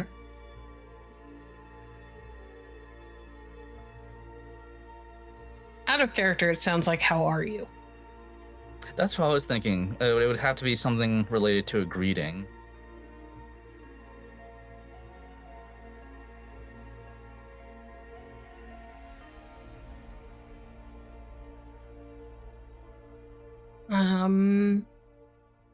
Can't think of anything else that would be particularly applicable.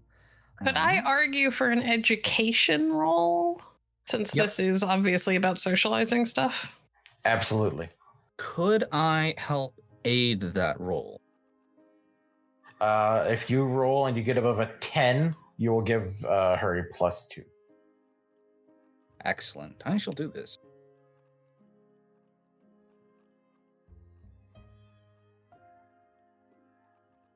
Okay. I'm gonna spend my This is the last thing we have to do, right? He said a couple. I actually meant a few, so it'll be three riddles. This is the second one. Then I'm just gonna take the +2 then. Okay. 24. So how are you could work, but if you're looking for something that's a little less about interacting with people, another idea would be, what time is it? Oh. Ooh, Clever. You know, time. Yeah, I think that might be the better And that's route. very fitting for him. Yeah. What time is it? Well done.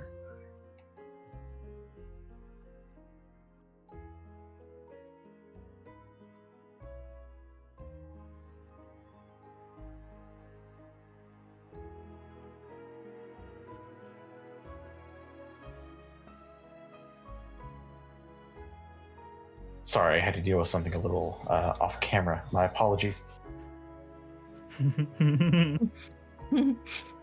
Conjuradin exists in many times and places. Indeed. He does. And then he looks at you and is moving a little bit closer, and you can feel his presence on you. Just deep down, really hoping to catch you off guard.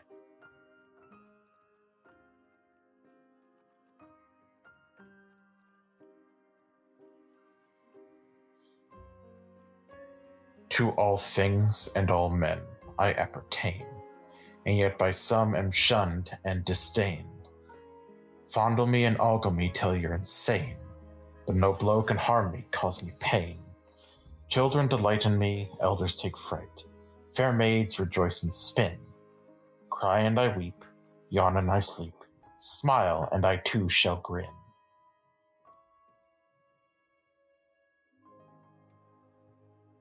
That was really long. I'm not gonna lie out of character. I struggled to follow that. Do you have that written down somewhere? I do. Could you please Siegryn- copy paste that? Absolutely. Siegryn will actually lean over to Nienna. I think it's a mirror.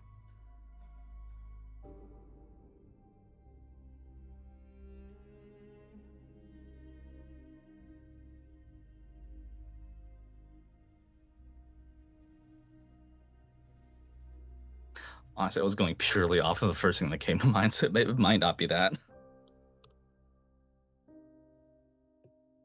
Appertain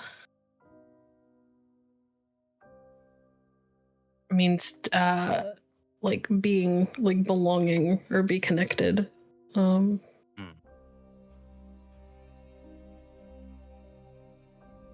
All things in men I belong, yet by some I'm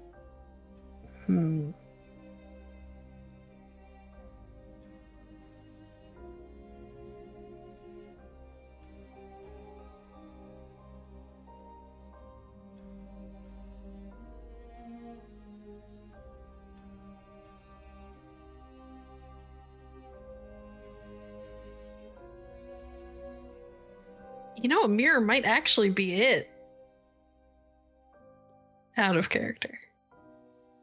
Yeah, especially Do we with want to make rolls last just to few see? lines.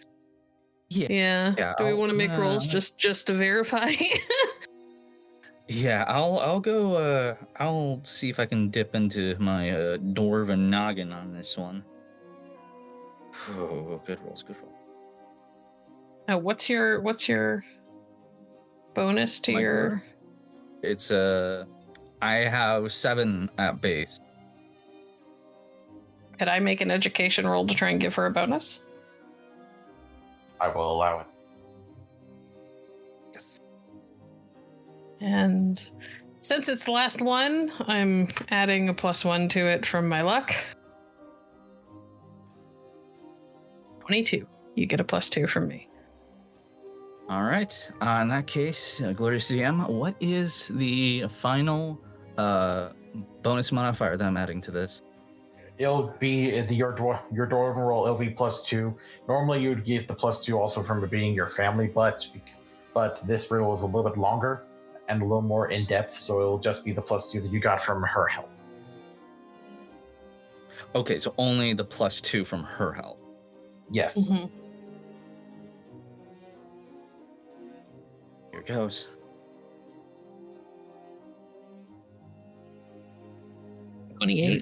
You think on it. The riddles that you focus on and like your family focus on were a lot shorter, a lot more succinct. It could be a mirror. You can't be for sure based off of just your own knowledge. Could I Could be a spend reflection, 2 not a mirror. luck to make that a 30? If you can. Are you doing ahead so? and do that. Yeah, I have plenty of luck to burn. Could The be mirror? a reflection, not just a mirror. That is true. I was thinking of that too. You're thinking that with a 30, your own thinking, the mirror is what causes it. You're definitely thinking that it's reflection. All right. Yeah. Reflection. You see that smile drop away. And he grabs both of you, like by the shoulder, like thumb against your throat. You have to put us. Dein Existenz bitte get nichts. And even as he's doing this, you can see a light growing behind him, and he lets go, and it looks like he's having to step back, like even against his own will. Sorry. Can I tell what he's doing? It looks like he's being banished, and he is speaking in languages that are beyond your understanding. I'm gonna reach over and just make sure that I grab Siegryn's hand, because I don't know what happens when this pocket dimension or wherever the fuck he took us when he's not here. So I'm gonna make sure I have her in case I have to drop us through a portal. She takes your hand and hauls herself up and is like literally clinging onto your leg at the knee. And as he steps back towards this light, he's looking at you, looking pallid as death, and it also like he's flaking away. But the last thing you see before the light overtakes you and you're back in the study is him grinning. I'd like to say something as he is being banished. Go ahead. Odim, if my blood really does carry elder blood, know that I will fashion my entire bloodline from this day forward to destroying you. And with that, you are left with the echoes of cruel laughter ringing in your head as you are back in the study. When we appear, do I have the new contract in hand? You have the old Or the voided contract, I should say. You have the Sorry. voided contract, and it is slowly beginning to almost like turn into ash before you. I am turning to a Siegryn and holding it up as it begins to flake away. And at this moment, Tareth busts in the room. It's like, there she is, and just goes to like swing down at Siegryn, and then Isilgir just stops him. It's over.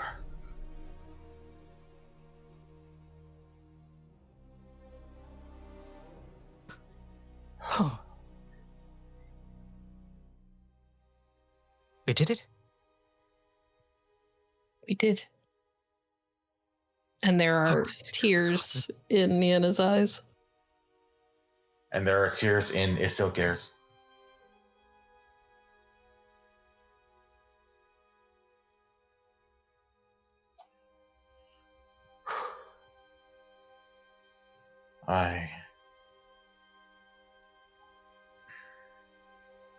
We should get you and your friends back together. I know where they are. I can do it myself. May I come with? I would like to see if any of mine remain.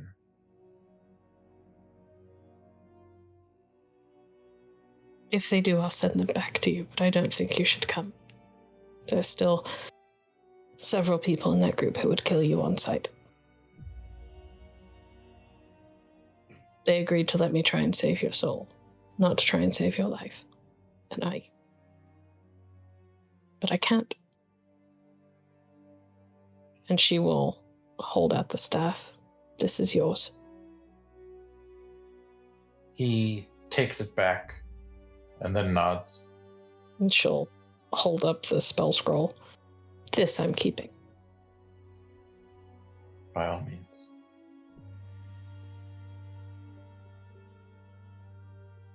Is this going to be goodbye, Nienna?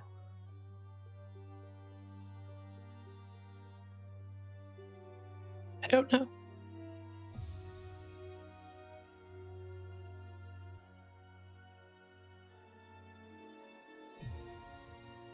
If it is, I wish you absolutely nothing but the best.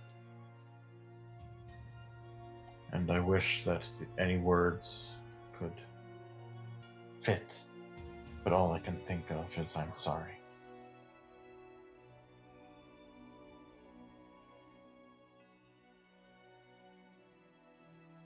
I will tuck the spell scroll into Sigryn's hand. Hold this for a moment, dear. It's not going to explode on me, is it? No. The only power in it is the words. Oh, good. All right. Don't read them out loud. That might blow you up. She'll like gingerly tuck it away into her apron while trying not to look at it. And I will move over to Isilgir and stand up on tiptoe and kiss him like on the jaw. Because I'm very short and I can't reach his cheek properly. Sure.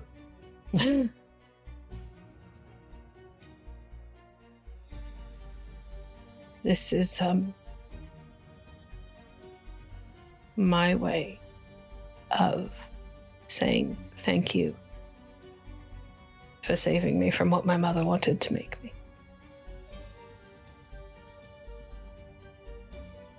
And the early grave I probably would have found if she'd succeeded.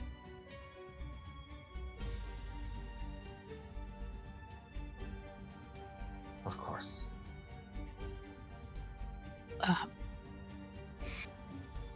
I will step back.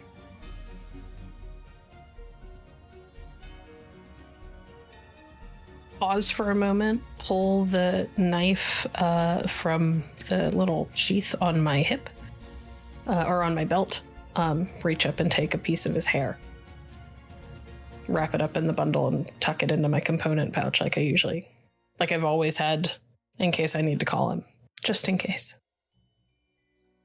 He smiles and just nods again. Fare thee well, Nienna.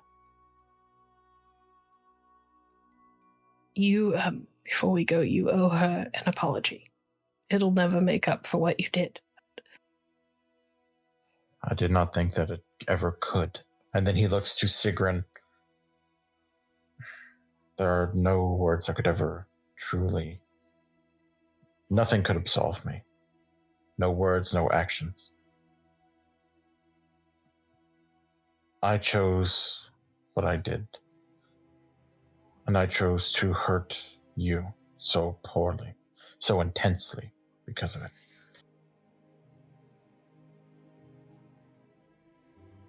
I will not ask for your forgiveness because I know I do not deserve it. But I am still sorry.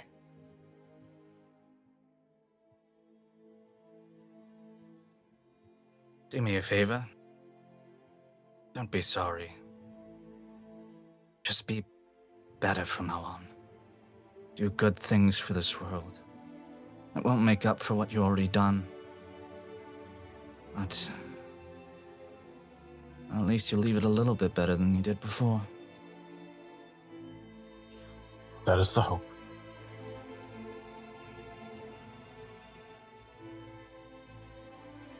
Also, fuck you. and you see her, like, there's like this weight of just held back fury that's finally like lifted from her shoulders, and she just looks fucking exhausted. I'll step back over to Siegryn and reach down and take her hand. Look back at him as I'm casting the portal. If you ever come near any of those children, I'll kill you myself. And then open the portal and step through.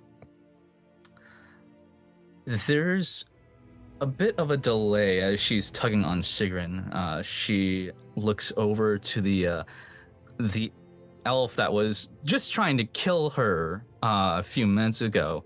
She looks him up, down, bites her lower lip a little. See you around, handsome. She'll wink and just step through. And the last thing you see before you step through the portal is just him looking very confused. He's like, what? Wait, what? The huh? And then just the portal closes behind you. As soon as Render is through, the portal closes. Oh, yes, the Render. And we step out into the, what do you call it? The ruins where we left everybody else. Yep. And Nienna immediately bursts into just gut-wrenching sobs. Are you sure you know how to use that needle, Fenix? Stop squirming, you big fuck.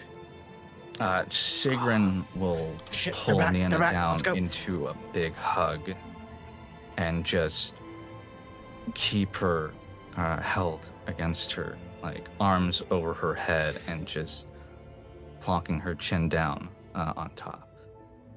Easy there. Get it all out. Everything's going to get a little better now. I can't believe it's over. I'm right with you there, darling. Oh, fuck. We fucking did it. Yeah, we did. Do me a favor. Anything. Don't tell Irileth about anything that you heard in that room. My lips are sealed.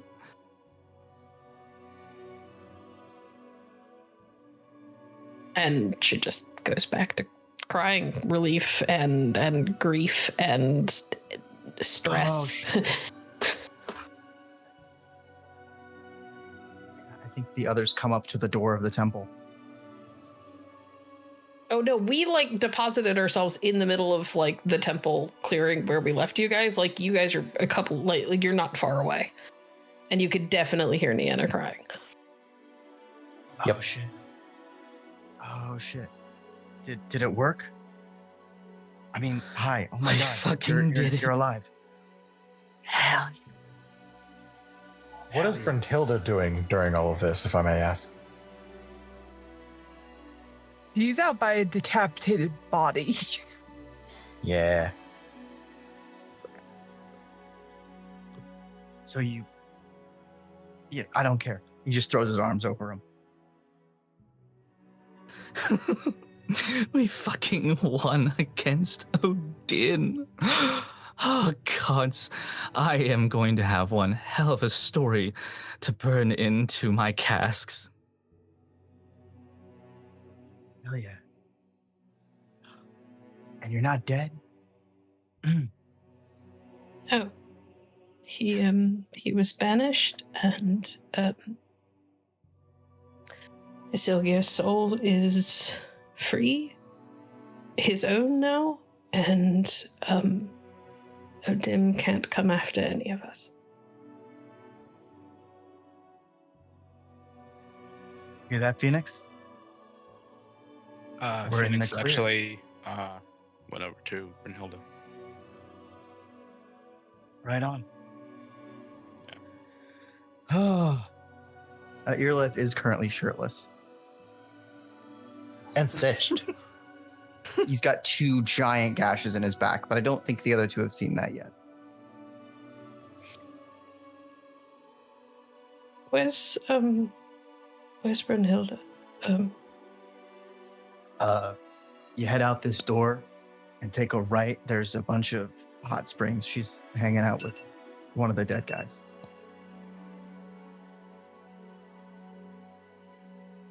I think they knew each other. Ah,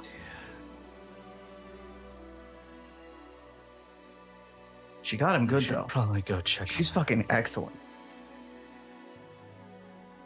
darling, I'm going to need you to be a little bit more somber.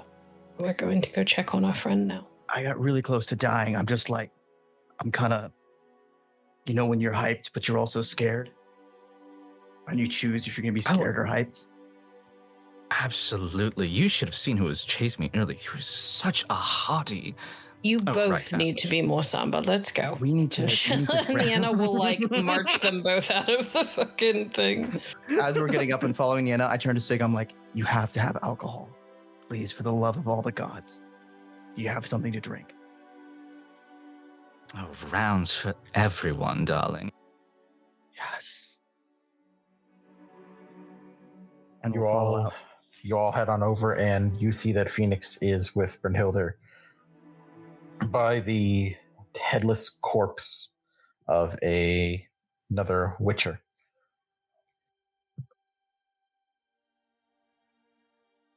Before they actually all, the gaggle comes over. He won't touch her or anything, but he'll just lean down low. Do you want me to start a grave?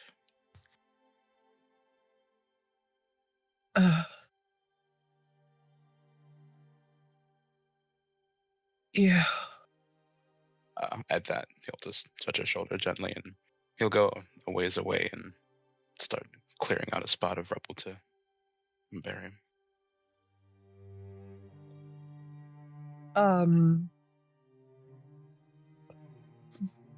Brynnhilder's gonna just like fall to her knees, really, like almost clasp.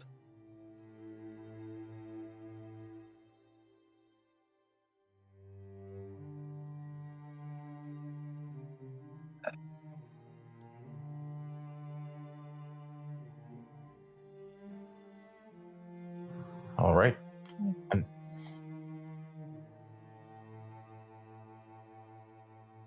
God damn it.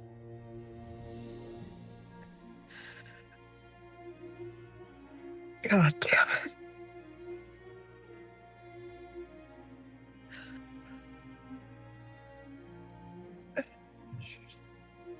He's then just gonna take one of her swords out of her, just her steel sword, the one that's still covered, in the hangman's poison, and she's just with all of her might gonna, like, throw it. And let it, like ping to the ground a couple of times, and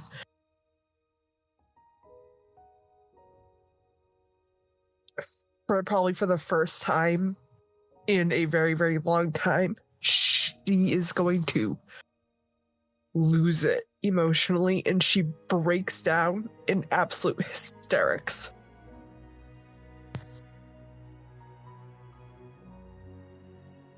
Siegryn will break away from Nienna to go and gently hug Brynnhilder and just try and comfort her as best as she can, silently.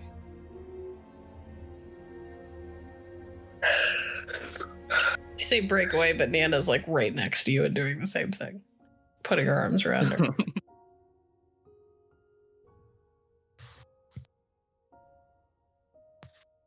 I am so sorry, darling.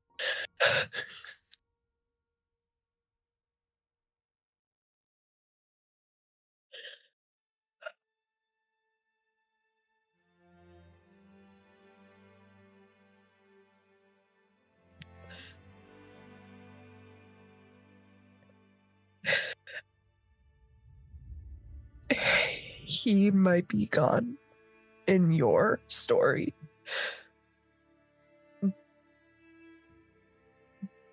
but O'Dim won in mine.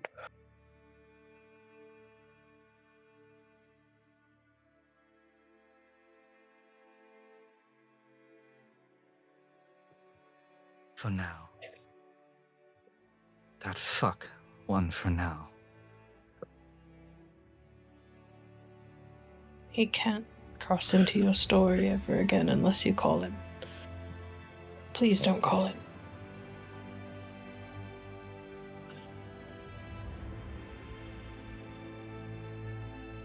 This was my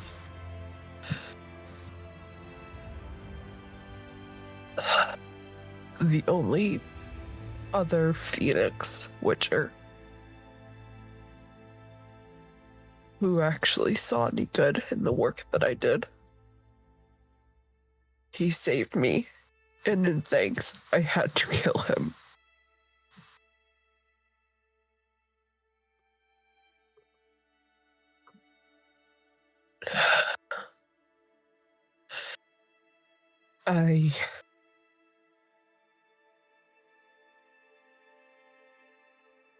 I need to go and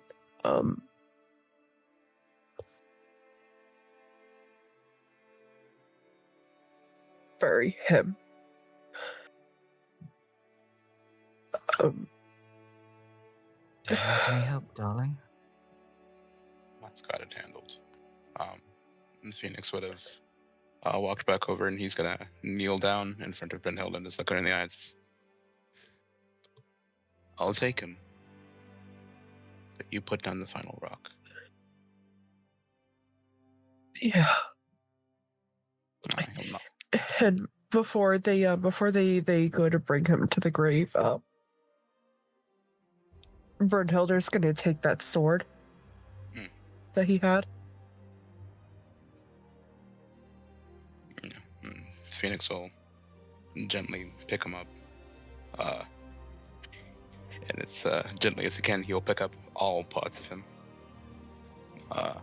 Bring him over to where he made a decent-sized indent near the center of the ruins. And he'll lay him down, go cross his arms over him, make him sure he's nice and narrow, and put his head where it should be. And then begin to place the stones. He's taking great care, making sure it's neat, and being as gentle as possible. He doesn't take very long doing it. He's pretty methodical. He's very quick. But he carefully lays out everything so the very last stone will be placed over his face. And then he steps away.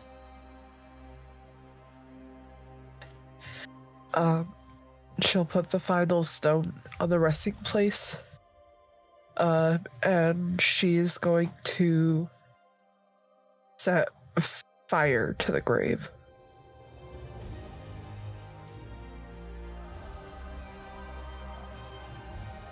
Yeah, so just put his hand on his shoulder, Brenn's shoulder, and nod, and then step away.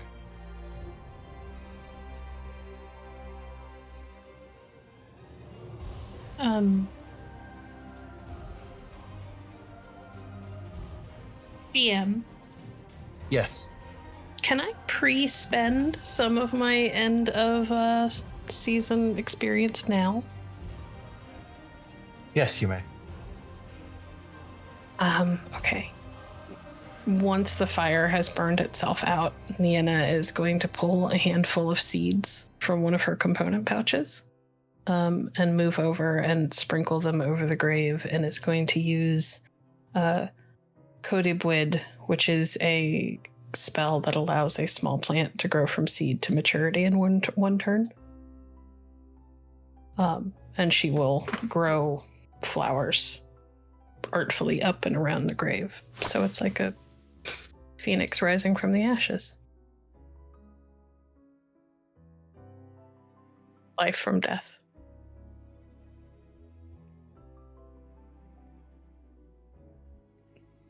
I think Phoenix actually just gave you like a deep nod of respect.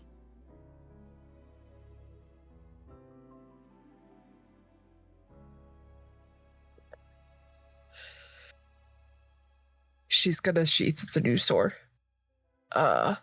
Where her old steel blade was. I will get the stats for that blade to you later. Okay. I know we're all very tired, but let's head home. Yeah. Is anyone hurt? Irileth turns around. I'm gonna do that roll real quick.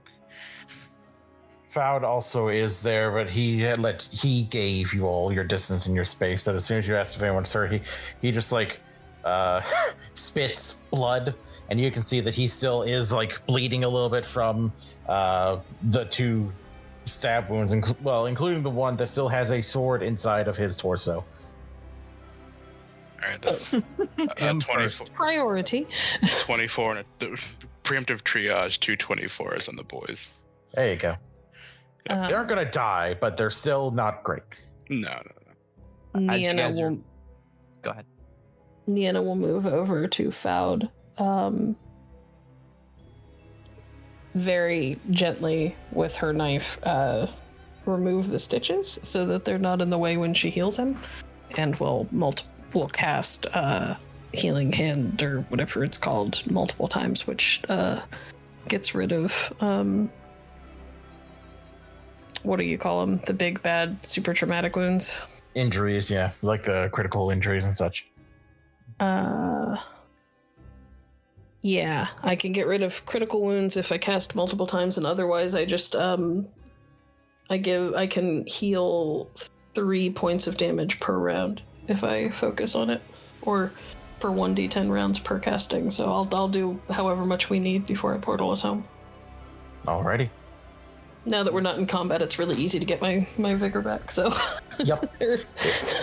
You're able to give everyone enough healing to look presentable. Still a little bit sore because, a lot of them took really deep, intensely traumatic wounds. They might just need to rest for a day or two, not stretch too much, but they'll be fine. And after as long as you all wish to have for remembrance, you're able to head back. I'll open the portal so that we can all go back to the lodge, You go. Irileth mansion, has- whatever. Irileth has stripped the dead and pushed the bodies off the cliff.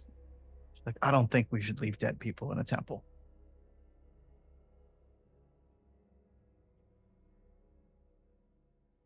Very well. And then we're back. And you are back. And there is a lot of activity, actually, at the lodge. You make your way out of the portal, and the portal closes, and an individual who looks garbed in the similar way to the way that the Major Domo at Corvo Bianco was, moves up to you and just stands before you and says, introducing His Majesty, the Emperor of Nilfgaard, King of Sintra, Lord of Metna, Ebbing, and Gemera, Sovereign of Nazir and Vikavaro, the white flame that dances on the graves of his enemies, Emperor Emir Var Emrys. And the Emperor himself moves closer to you all, looks all of you up and down slowly, before his eyes land on Nienna. Nienna obviously drops into a very low curtsy, like immediately without missing a beat. Full bow. Halfway through the title. Yeah, Phoenix will as well. Siegryn will do a short curtsy, given that she is short. Jesus. Well, she does have less distance to go to the ground. It's true. I suppose. Yeah, exactly. Innately more respectful because you're closer to the ground. Oh, God. Does Brynnhilder bow? Or does a witcher bow to no man and no king? No gods, no kings. No, she'll she's not going to bow per se, but she's gonna stand at attention, like respectfully. He looks over to Brynnhilder a bit and sees that she is a witcher, and just suffer the slight downward curl of the edge of his mouth into a frown before regaining his regal composure, and then looks back to Nienna. Lady Nienna, I believe we have much to discuss. And we are going to wrap there. Thank you all so much for watching.